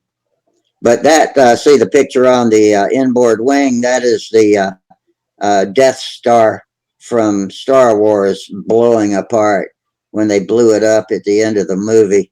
If you can, let me see if I can get up close without it being blurry. Yeah, you can't really see it that good, but we made those on my printer with some testers decals, and so it looks pretty cool. But anyway, other than being flapless, I mean, there's nothing special about the plane, and it just that LA-46. It's an old silver. I guess that's a newer one that's silver. I don't know if those are old or new, but it's not blue. And that chicken hopper tank, that's the only chicken hopper tank I've ever used, and the damn thing works great. That combination is just a really good flying plane that goes where you point it, and it makes such easy shapes. It's so easy to fly a round loop, and I know that sounds silly. Of course it's easy to fly a round loop, but it's not always as easy as you think when the judges are looking at it.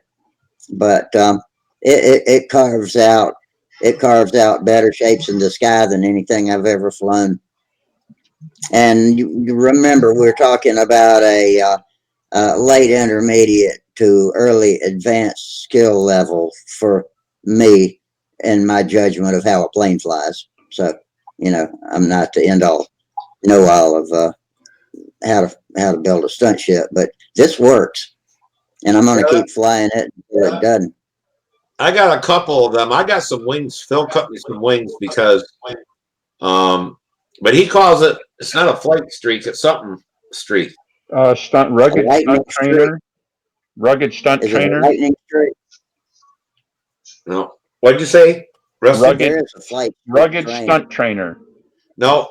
Not that. That's the small one. Yeah. Okay, and then he's got another one, the Giles. He's got this sort of scale one. He calls it Giles. Looks kind of like an extra. Now, what the hell? It's something streak, and I can't think. All right. But I mean, I can name the flight streak, the RST, and the lightning streak. No, that's the only. I'll see if I put the name. I'll go get it. Yeah. But Rusty, that airplane looked like the wing was skinnier than a shorter wing cord than the Teosaki, especially at the center. Is it? I think it's the exact same measurements, but And next time I talk to Will, I'll get him to measure his TO and see how it compares to mine. But I'm pretty sure that's exactly the same airfoil as the TO. Okay. And the airfoil looks like, is it the high point?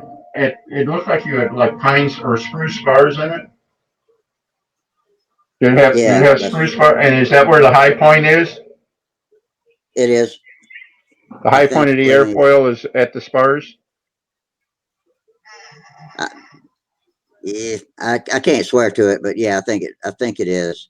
I'm gonna go Yeah, because back it and looks pretty reopen far that. forward. You know what, I'm used to seeing things in the 30%, but I know that there's a lot of people pushing for farther forward high points, especially the combat guys, which is No, where I think we ought to that be. spars and I think that spars in front of the high point. Now that I look at it, Yeah, but the reason I asked, a lot of the combat guys have been uh, talking about moving the high points forward and getting better performance out of it.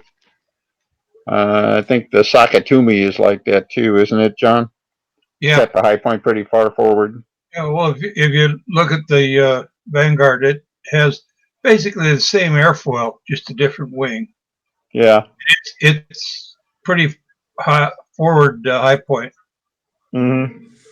I'm opening up a bigger resolution picture of it now. This one shouldn't be as blurry.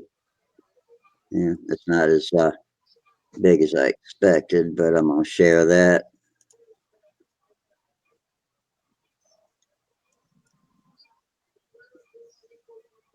Application window.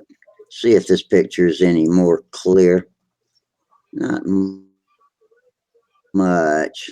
Let me make it a little bit bigger. I believe that spar is in front of the high point. I'll have to go look at it. Gosh, I'd say my I'd brain's say kind that of been. spar, I'd What'd say you say? that spar should be pretty much right on the high point for that wing. Yeah, maybe it is. I'll Yeah. have to look and see. See, that's about the same airplane. I don't know if I. Hey, let me see what that airfoil looks like there. Yeah, that's way far forward. Yeah. Huh. Interesting. Y'all want me to stop there? Y'all through looking at it? I don't know. I think it's pretty good. I think what I like too is it looks like the fuselage is really long on it. Long tail and stuff like It that. does have a long tail, yeah. And it seems to me that would help both the turning and the stability. You talked about how easy it is, how stable it is around the round loop and stuff. Yeah. It's just extremely cooperative. Yeah, yeah, it's got a big old stab on it. Much bigger than the Yuki that me and Wayne used to love to fly. So, and fuselage basically balsa. Looks like you got carbon. It's balsa. It's got lamination that goes all the way back to the trail edge of 30-second ply. Mm-hmm. Yeah, the one I had, it's got foam in the inside of from like where Rusty's just behind his canopy. It's a 2-piece, and it's foam back then covered with balsa, and then plywood up front with the balsa going over it. Yeah. Now this is solid balsa all the way through. It doesn't have any holes in it, or it doesn't have any holes in it, or anything like that. But that thing flies okay. We tried to do one of them rugged stunt trainers in electric. Flew like crap. Really? And I don't know why, but I thought that would be a great plane if somehow you could get. I don't know if we don't have. We put the battery underneath it, and I don't know if that messed it up or what. But we couldn't get it to fly with a diddly. Dennis, I'm wondering if one of those units you designed for electric conversion for Brodak would work as a center for the power on the Vanguard. I've been thinking about that, and trying to decide why redesign something that's already working well, and why not just get one and put it in there. Well, that'd be my thought. Or at the very least, you take the same design concepts and make it fit the new shapes or something like that. But I think I've had some pretty good luck with those things, and I feel pretty good. I feel pretty strong they do the job for you, for the Vanguard or anything like that. So Yeah, yeah. Well, you sent me that one file that had a lot of good stuff on it, but the more I thought about it and reading about other people just ordering the conversion unit from Brodak, that might be the best way to go about it. Then I can, shape the fuselage sides, top and bottom, put my my access points where I need them for the battery and access to the motor and the wiring and all that stuff. Yeah, about the only thing I've really been changing over the life of them now that I'm getting more confident with it and stuff is I'm trying to go to an inboard side mounted batteries on everything, inside or inboard side access, I should say, on full fuselage too, because then the Velcro straps don't do any work at all. They just kind of hold the battery in place while you carry the airplane around. And so I've been doing more and more of that kind of stuff. I would bet that the unit that was designed for the little L would drop right in for what you need. So Think so? I think it would be awfully close. What motor did that use? That used a 2810. Vanguard was it was low 500 square inch airplane, wasn't it? I think it's about a 600 square inch airplane. No, I thought it was smaller than that. But still, you just go up one or two sizes on the motor. Diameter's the same, just the length would change. I'm sure we could make it work. And the battery box on that was pretty long too, so I think it would work.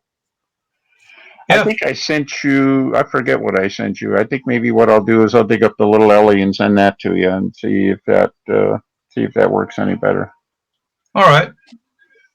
You had a motor in there that I thought was bigger than it needed. You had the Aerowind 2826, which would be a great motor, but I think that would fly an SV11. It's probably more than you want. That's all. It's probably, and the biggest thing you'd pay for would be the weight. So yeah. Yeah. Well, I'm still learning on this electric stuff. Yeah, well, there was nothing wrong. The cool thing about them too is that you design the mount and everything like that, and especially if you go with the front mounted, the firewall mount you want, you can put any size motor you want in there. They all fit the same mount. They just get longer. So, well, according to what I was listening to you and Bob talking about, bigger motor might not be a bad idea. You use less power. Well, and I'm sure there's a diminishing return on there and everything else, but if you can bounce the airplane, I'm finding myself using the biggest motor that I can get away with and still bounce the airplane. Ryan's been a big proponent of that too. Yeah. On Revolution and all the other planes, he's taken to building overkill of power plants into them, because as long as you stay out within the weight and balance range, a reasonable weight and balance range, it's never bad to have more power than you need and throttle it back if you have to, or pitch it back. Well, that's what makes so nice about electric. If you had, say you needed 1 horsepower to fly that airplane, and you put a motor in there that was 2 horsepower, you could run it at half power. Yeah. But if you had to have one and you had a windy or something like that, and you had to turn it up some, you wouldn't have any headspace or whatever. So yeah. Rusty, are you still trying to share? I got just a black screen. No, I'm not. You got your camera shut off. Who's showing no camera? Yours is shut off, Rusty. Really? I see myself. That's all right. Well, quit looking in the mirror and get back to your computer. All right, hang on. Let me hit live here and see what I'm seeing. But I know you guys have been. I know you guys have been going black after sharing lately, so maybe it happens to me too. Live streaming. Okay. Well, Usually the cure is come to back, just come back, come back. reboot.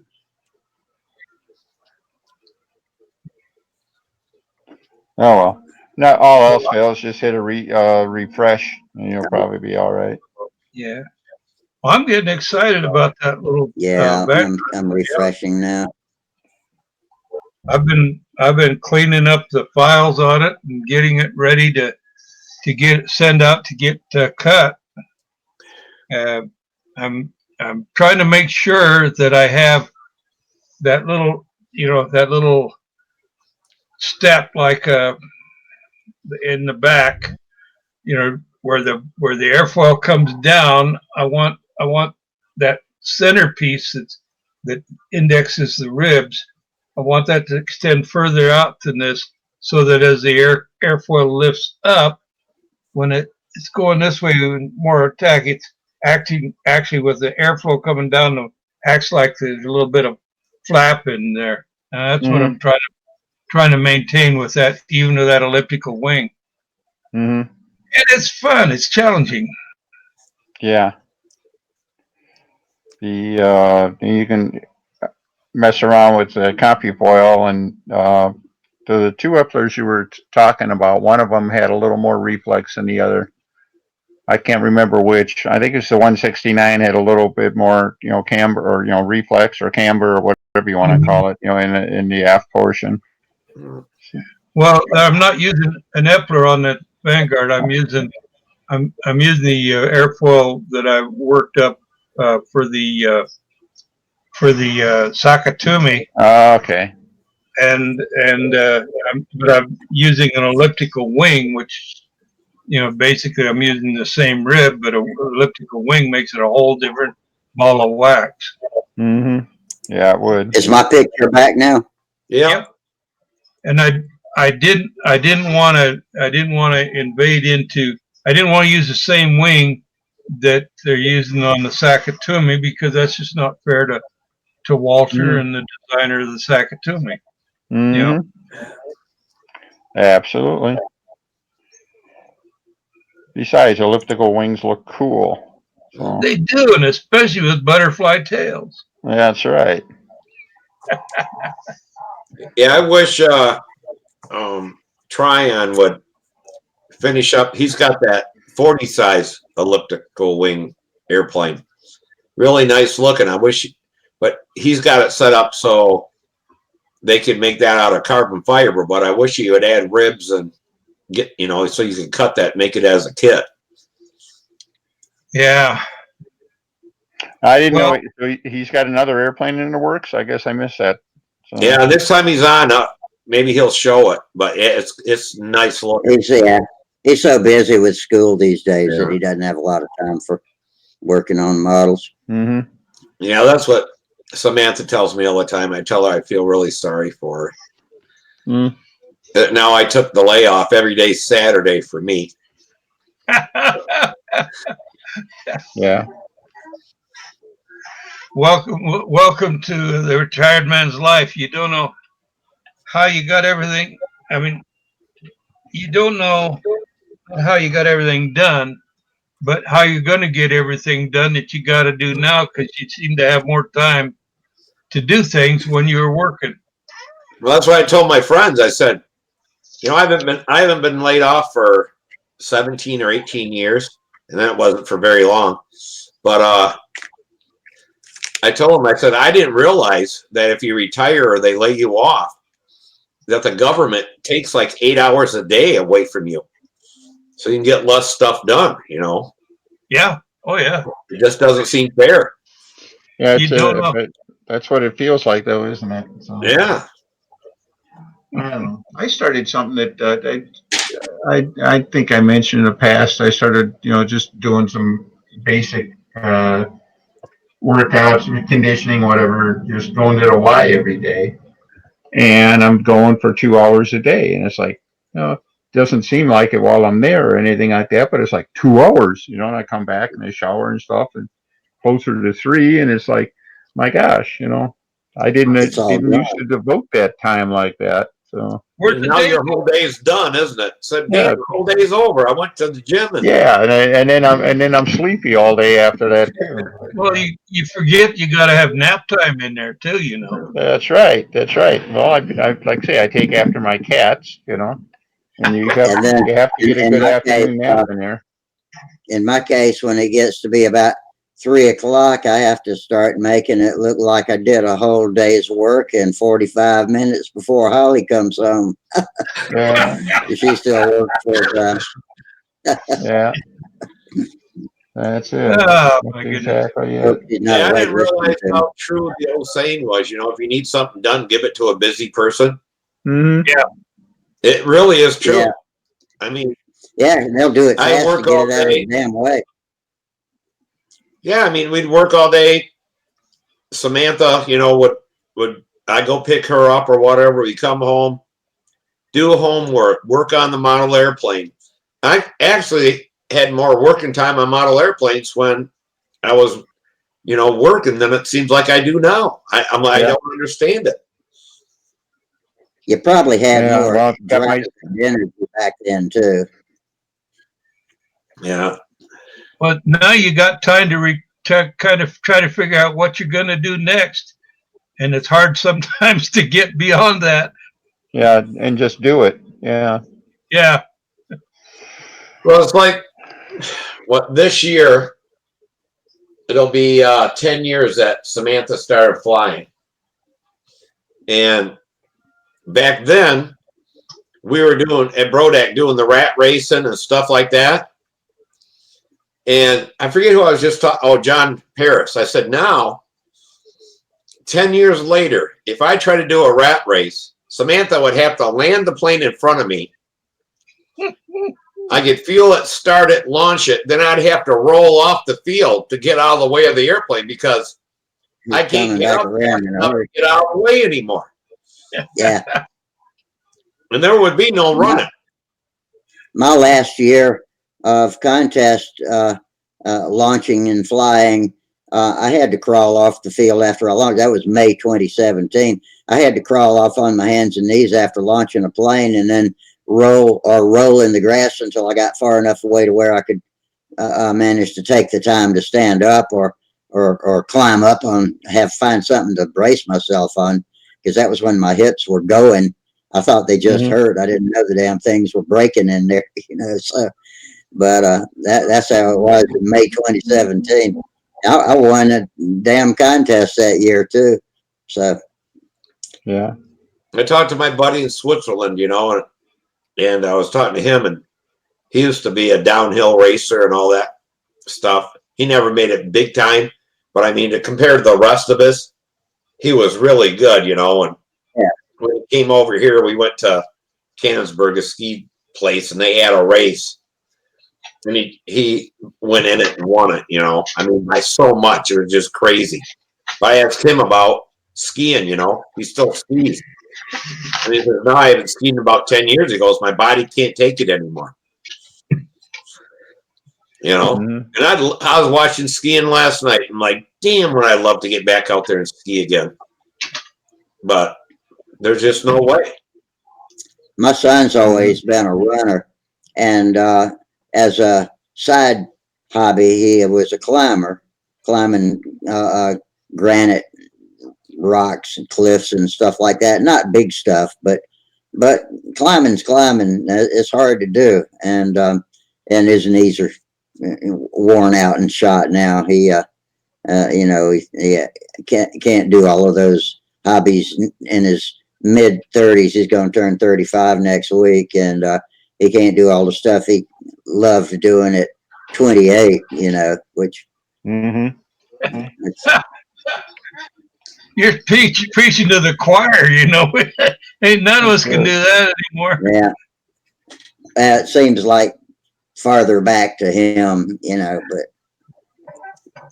Well, it was like with Samantha, me being so old when she was born that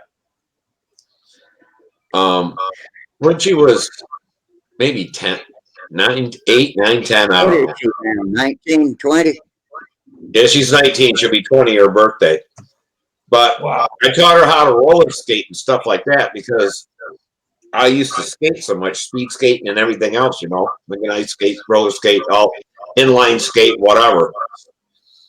And I think I only went with her 3 times because if I skated, I was down for 2 days with my hips and knees hurting so damn bad that, Yeah. and that was 40, you know, or, 40. I was like 48, whatever.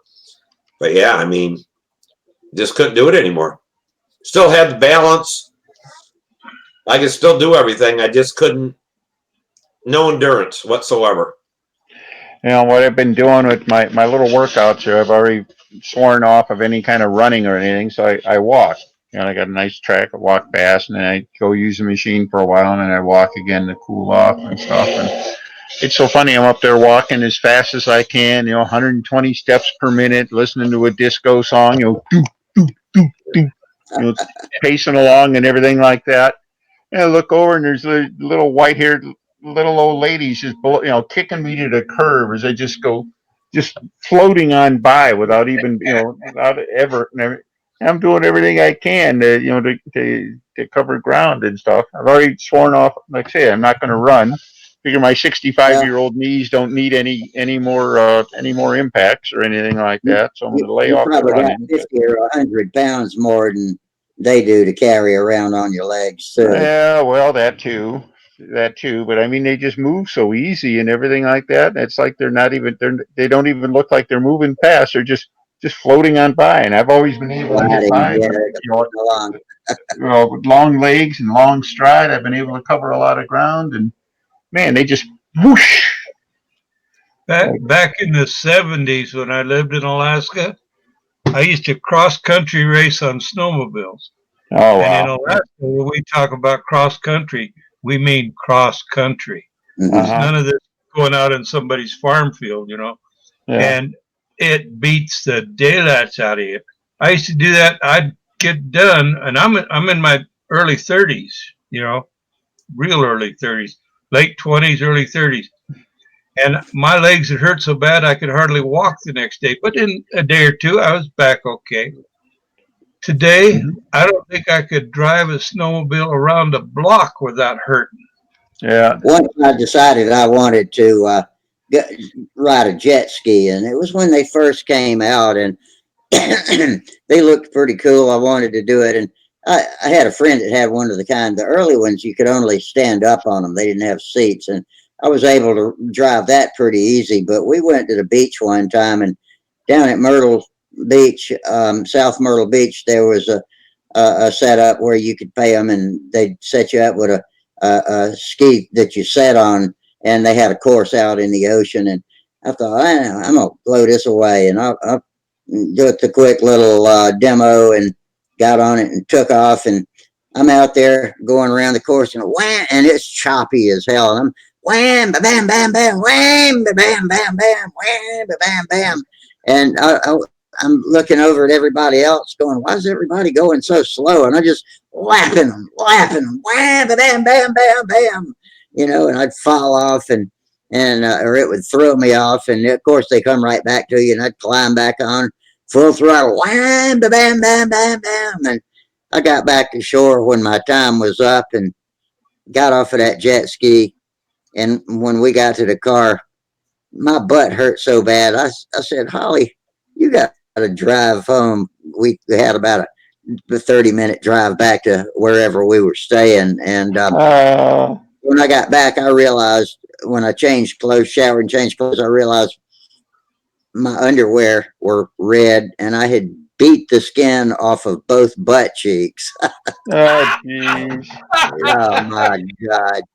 And I used to be able to tell that story a whole lot. It was a longer story and a hell of a lot funnier. But I tell you what, I knew why everybody else was going so slow comparatively now, because they didn't want to beat the skin off of their butt cheeks. They might have done it before, but I never did it again. So. Yeah. And it took a while to heal too. when you're running cross country in a snowmobile, you're not sitting on the thing. You're just kind of crouching on it. Crouching And on it, yeah.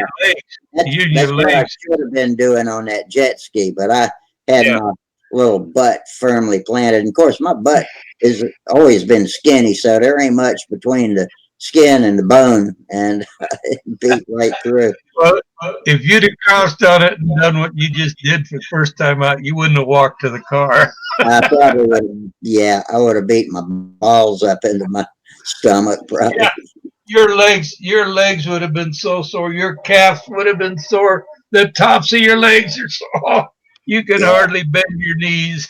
Yeah, I bet you're right. And the big thing is your forearms. You get forearm pumped like a mother. Yeah. To where your arms about right, because I don't know. We were messing around when I was a kid doing that for cross country snowmobiling and stuff. And I mean, besides working out your legs and back and stuff like that, my arms would just be dead, like rubber. Your wrists. Yeah. And I could only do it for about a half an hour. And I'm like, well, I'll never be able to do this because them races last an hour or two, depending on how long they are. And it's like half an hour, I'm done. I mean, done. We'd have a 60 to 100 mile long course that we had to go on. Yeah. You know, cross country, up over the top of. You get up going over one of those mountain passes in Alaska and you got 20 foot of snow beneath you. You don't dare stop. Because if you stop, the only way you might be able to get going is if you can get off and not sink out of sight. You might be able to pull the sled around a little bit, get it facing downhill, where you might have a chance of getting it going again. And then you just turn it around and just don't let off on the gas and head back up, climbing that mountain again. Oh, it beat you to death. Yeah, I got hurt pretty good on my snowmobile because we were running across the field when we were messing around thinking about doing this. And I didn't realize that there was a big gully in the field. And the snow had blew across it. And I'm just going and my snowmobile disappeared. And the snowmobile hit the other side of the gully. I ended up ripping off the windshield and got hurt pretty bad. But then my snowmobile was down in that gully. And I had to get people to help me get the thing out of there because besides being hurt, like you said, when you're at that damn thing, I was down 10 foot in the thing and it had no traction.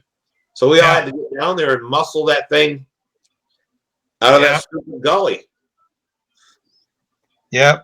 We used to have a 500 mile long race on a lake called Big Lake. And it was done, they had a 25 mile course on it. And what you did is you did 10 laps on the course on one day and then 10 laps on the second day if your machine was still running. And it was on flat ice. And we'd have the carbon, what do they call them? Carbon skids on the front, you know, to maintain steering. And we'd have the studs on the back of the track so we could get traction. And you'd learn how to cross control it. Come sliding in like this with full throttle, and you just go around like a flat tracker, you know. And it was We used fun. to take corners like that in my Chevelle. You ever? Yeah. So you race Sideways and start sliding up to the intersection, then stomp on the gas and shoot off in that direction. It works pretty well. Yeah. John, have you ever heard of Belmont Engineering? Me? Yeah. No, I don't think so. My brother worked for them and they were big in the snowmobile racing. I mean, everybody used their studs and they came up with the damn runner things that were made out of carbide. Carbon. Had carbide stuff in there, and they had all kinds of shocks and different things they sold. But my brother worked there, and they were into indie racing too. And my brother got to talk to Pirelli Jones, the Unsers, and stuff like that, ordering special made parts for Indy cars and these guys that worked on the snowmobiles. And Sammy Sessions was here from Grand Rapids, and he ran at the Indianapolis 500, and he got killed in the snowmobile race around the flat track like that. They think he had a heart attack and hit the wall, and then Jim Jolliffe's son died the same way. Then he just shut down most of all Belmont, but yeah, them carbon fiber little points or whatever they put on track. Carbides. Yeah, I mean, they'd ship them out in 55-gallon drums. The machines that made them and spit them out. I probably ran those on my snowmobile. Well, you had to have them on the ice. You just couldn't steer if you didn't. Yeah, and that's the same thing with on the skis. They put the carbon fiber runners or whatever, them things sticking down off the bottom of the skis. Yeah. Funniest thing on that 500-mile race, the first time I ran it, on the first lap, didn't know the course, and what it was is on this lake, they kept road snowplowed between one bar to the other all around the lake. So they'd have these things. Well, they'd come on, they'd use those, but they'd make a turn, and and so they put a snow berm. But in one case, I'm looking down there, I'm going about 90 miles an hour, and I'm looking down there, and I see these guys. I can see them up there. They're going straight away from me. So I really poured the coals onto that thing. And as I get there, all of a sudden I see that the track is turning to the right, and I've got this snow berm here that's blocking off that thing, and that's on the other side of another snow berm. And these guys have made this hairpin around this thing and are now going straight away from me. And I hit that thing at close to 90. I can remember there was guys down there standing there watching. I went over them, and I swear I must have been 100 feet in the air. I had to be, because they were only looking like that tall, that tall. And when I came down, fortunately I didn't hit on the ice. I hit on the deep snow along the side of it. I hit on that, and of course I had a dead man switch hooked to my wrist, so that when I hit, I fell off, and it pulled the pin on it, shut the motor off. And I got up, deep snow, didn't get hurt. Got up, went over there, got the machine, plugged it back in, started it up, and went very carefully over the other berm and hit it back up. But I remembered that turn from that point on. I bet. Yeah, that was quite a ride. Oh, yeah. It was funny when I think about it now, but it was scary when it happened. Mm. We're talking about snowmobile racing and that, and we should be talking about airplanes. Yeah, I know. It's just hobbies that are fun. Yeah.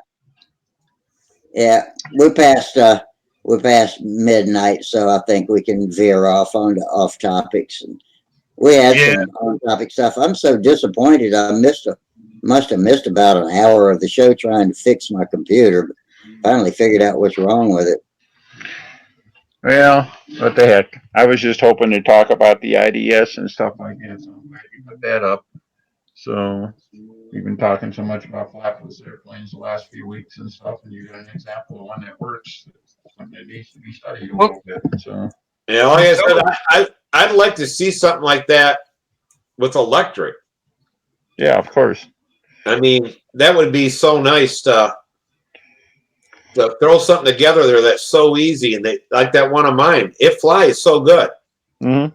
But we tried to do the rugged stunt trainer in electric, and it didn't work well. Yeah.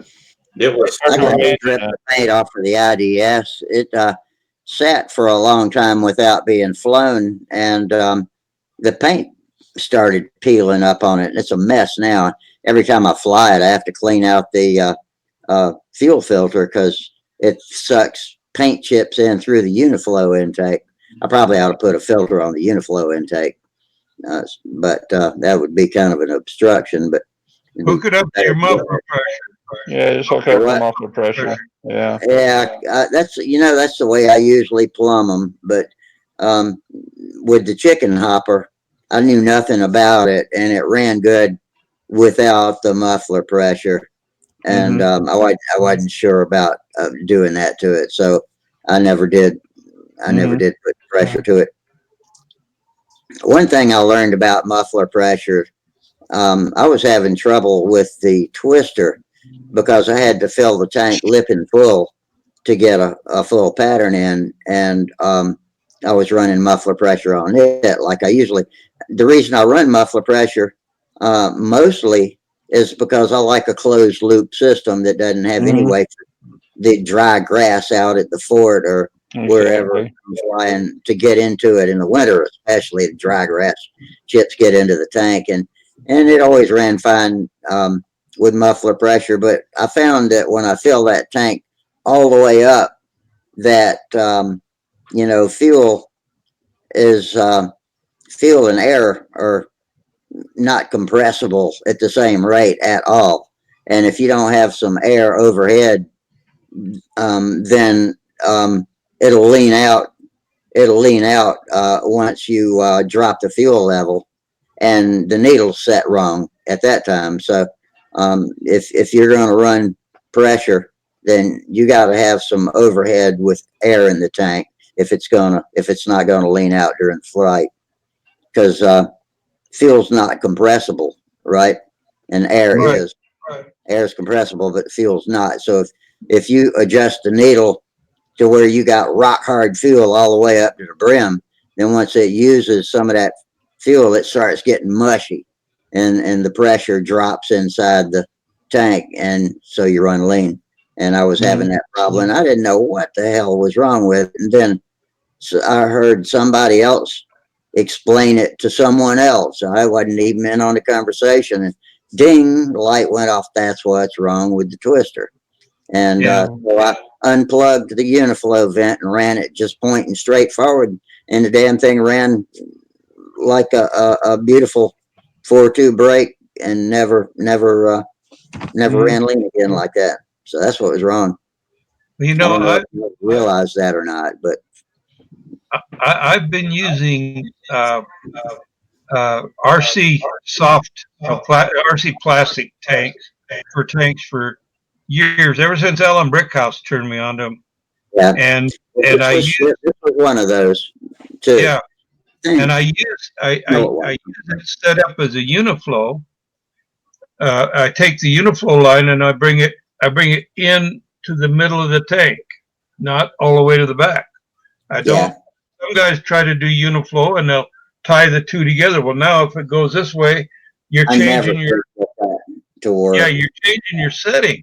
You change your setting if you tie the uniform flow to the pickup in that type of a setup. Anyway, I always use muffler pressure, and even when I've got it up full, but that's because the muffler pressure is going in at the uniflow line. Yeah. So it's going into the body of fuel and creates its own airspace as it. I've never had that problem, but I'm not running a chicken hopper like you are, so yeah, I'm sure what you're doing is working for you. I love to use those Sullivan and Dubro plastic tanks, but if I try to make uniflow systems with them, I did have one that ran good, but it was set. I go ahead and punch 3 holes in the cap. However, I tie 2 of them together and point them straight up, chamfer the edges so they touch the top of the tank. They're chamfered off so they don't suck up to it. And then I use one of them as a fill and one of them as an overflow, and cap the cap one and put muffler pressure to the other one, and that's how I run mine, and they run great like that. Yeah, I like them just because one, they're light, they're lighter than a metal tank. I for a pickup, I take away the pickup that comes with the tank, and you get one of those centered bronze little pickups that I forget who makes them. It's Dubro, I think, makes. And I'll use that in the tank. Yeah, I'll use that in the tank rather than try to put a fuel filter somewhere else in the line, because that way I don't have to worry about it leaking or anything in line. And I also use one of those center tanks at the bottom of my fuel can when I'm sucking fuel out with my hemostat. I'll suck it through a fuel filter then, so it gets filtered twice before it gets to that engine. And I've set mine up where I've got one of them going straight in, but that one's doubling back and going up to the corner or up towards the front of that tank. And the other one, I bend up at an angle, just about a 30-degree angle, just up a little bit. And that one is my uniflow. And when I hook my muffler pressure in there, for instance, if it's running like I need to raise or lower the tank, I just twist that part that I've got folded up a little bit. If it's got to go down, I twist it, or if it's got to go up, I twist it this way, and it raises uniflow. That's exactly how I build my plastic tanks. Halfway back, I have my uniflow line right there. Then on the outside of the tank, I make up a little brass tab, and I can take that tab then and turn it. Yeah. And raise and lower that. And I try to show other people that before. I'm like, it works great if you need to, especially on profiles where you don't have a lot of fuselage side to raise the tank and lower the tank. You just set the plastic tank there. Now you just move that little lever and you're just moving that tank up and down. I think a lot of people don't believe you when you tell them it works. It's a nice, I've never tried it on muffler pressure, but it works on muffler pressure, but the thing you have to get them to avoid doing is tying the uniflow and the pickup together. Right. Because if they've got the uniflow and the pickup tied together, if you try to raise it, or if your uniflow, your flopper, what do I try? Anyway, if it flops up, it takes your uniflow up, and that changes your setting just until it comes back down again. What I think happens too is, and especially with muffler pressure, you get them too close together at certain parts when they flop, that pickup will suck a bubble. You're right. You're right. That's why mine. I learned. I forget who told me. I learned that it didn't have to go all the way to the back or near the back. That's not the uniflow doesn't have to go there. It can go in the middle of the tank, because if the tank, the uniflow will uncover just about the same time that it would cover if you had it clear back at the back. Oh yeah, yeah. Well, that's what I said too. When you watch a model fly around profile plastic tank, you don't see the fuel in the back of the tank. You can't tell how much fuel's in it because it throws it evenly across the whole front surface of that. Yeah. You know, and that's why, you know, like I should be running out of gas soon. It looks like the tank's full. Yeah, because the centrifugal force is hitting it up against the. There's Rusty's. That's my setup there. Yeah. And the only thing wrong with this picture is that's not where the bump is. The bump's actually right here and is not used for anything. I misdrew that, but just flat line across that. And this comes up all the way to where it touches the plastic with the 2 points there. And it draws every last bit of fuel out of it. And so I just put muffler pressure to either one of these and cap the other one, and you know, and use one for a fill and overflow, and then one to the engine. And I just gave up trying to make uniflow out of it, and I got fine engine runs out of this. That's like a Dubro tank there. Rusty, if you took that, all you need to do with that setup right there is spin that to its point towards the side of the tank, and your uniflow will work beautiful. Well, it works beautiful like it is. So the thing is, Rusty, doesn't your run lean out as the further until as the closer you get to an empty tank, it gets going faster and faster and faster? I can't. No, I used to run this on my Cardinal, which is I've run it on that and on my Nobler because it fit perfectly in the Nobler. On both of those planes with FP 35 on one and a LA 46 on the other, and I never could tell any difference in the engine run until 1 or 2 laps before the end of the flight after the clover, or or maybe during the clover. And well, that's good that that's working like that for you. I know before I had, when I was using metal tanks back in the late 50s, early 60s, one of the things that would happen, using the one where one was up on the bottom and the other was up, on the top, and that kind of thing, as you'd run, as the longer you ran, halfway through the flight, you were already picking up RPMs, and you get going faster and faster and faster till you're finishing the last clover. You're finishing it at supersonic speed, because that's just the typical nature of the. Yeah, I understand, and I was sort of expecting that. And everybody I show that to, I have to explain to them that it just worked for me, and I don't know why. I'm glad it works for you. I really am. Absolutely. Is the camera gone or is it still on? Yeah, you're back. Okay, good. Well, guys, I'm going to bail out on you. Yeah, I am too. I thought you were taking a nap there, Denny. Yeah, well, you guys are talking about gas engines and stuff, and it's. I feel like I feel like you guys are a tuxedo, and I'm a pair of brown shoes. So. Yeah. It's time to go anyway. It's 12:30 for you guys. Anyhow, you guys take care. We'll see you Friday, right? Yep. See you next Friday. Yeah. Last time I said that I was probably going to be going to the beach, but I'm not. Not this weekend. It'll be a couple of more Fridays away, and I'll be going to the beach. We won't have a show on maybe the 20-something, 23rd, something like that, 22nd. All right. For this week, we will have a Friday show.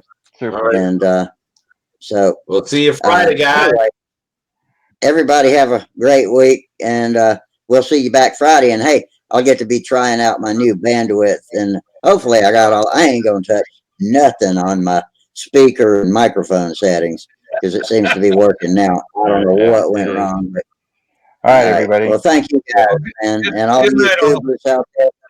Thanks for coming back after my glitchy start. And so until we see you next time, fair winds, tight lines, and we'll see y'all later. Same bat time, same bat channel. Right. All right. Good night, Rusty. Y'all take care.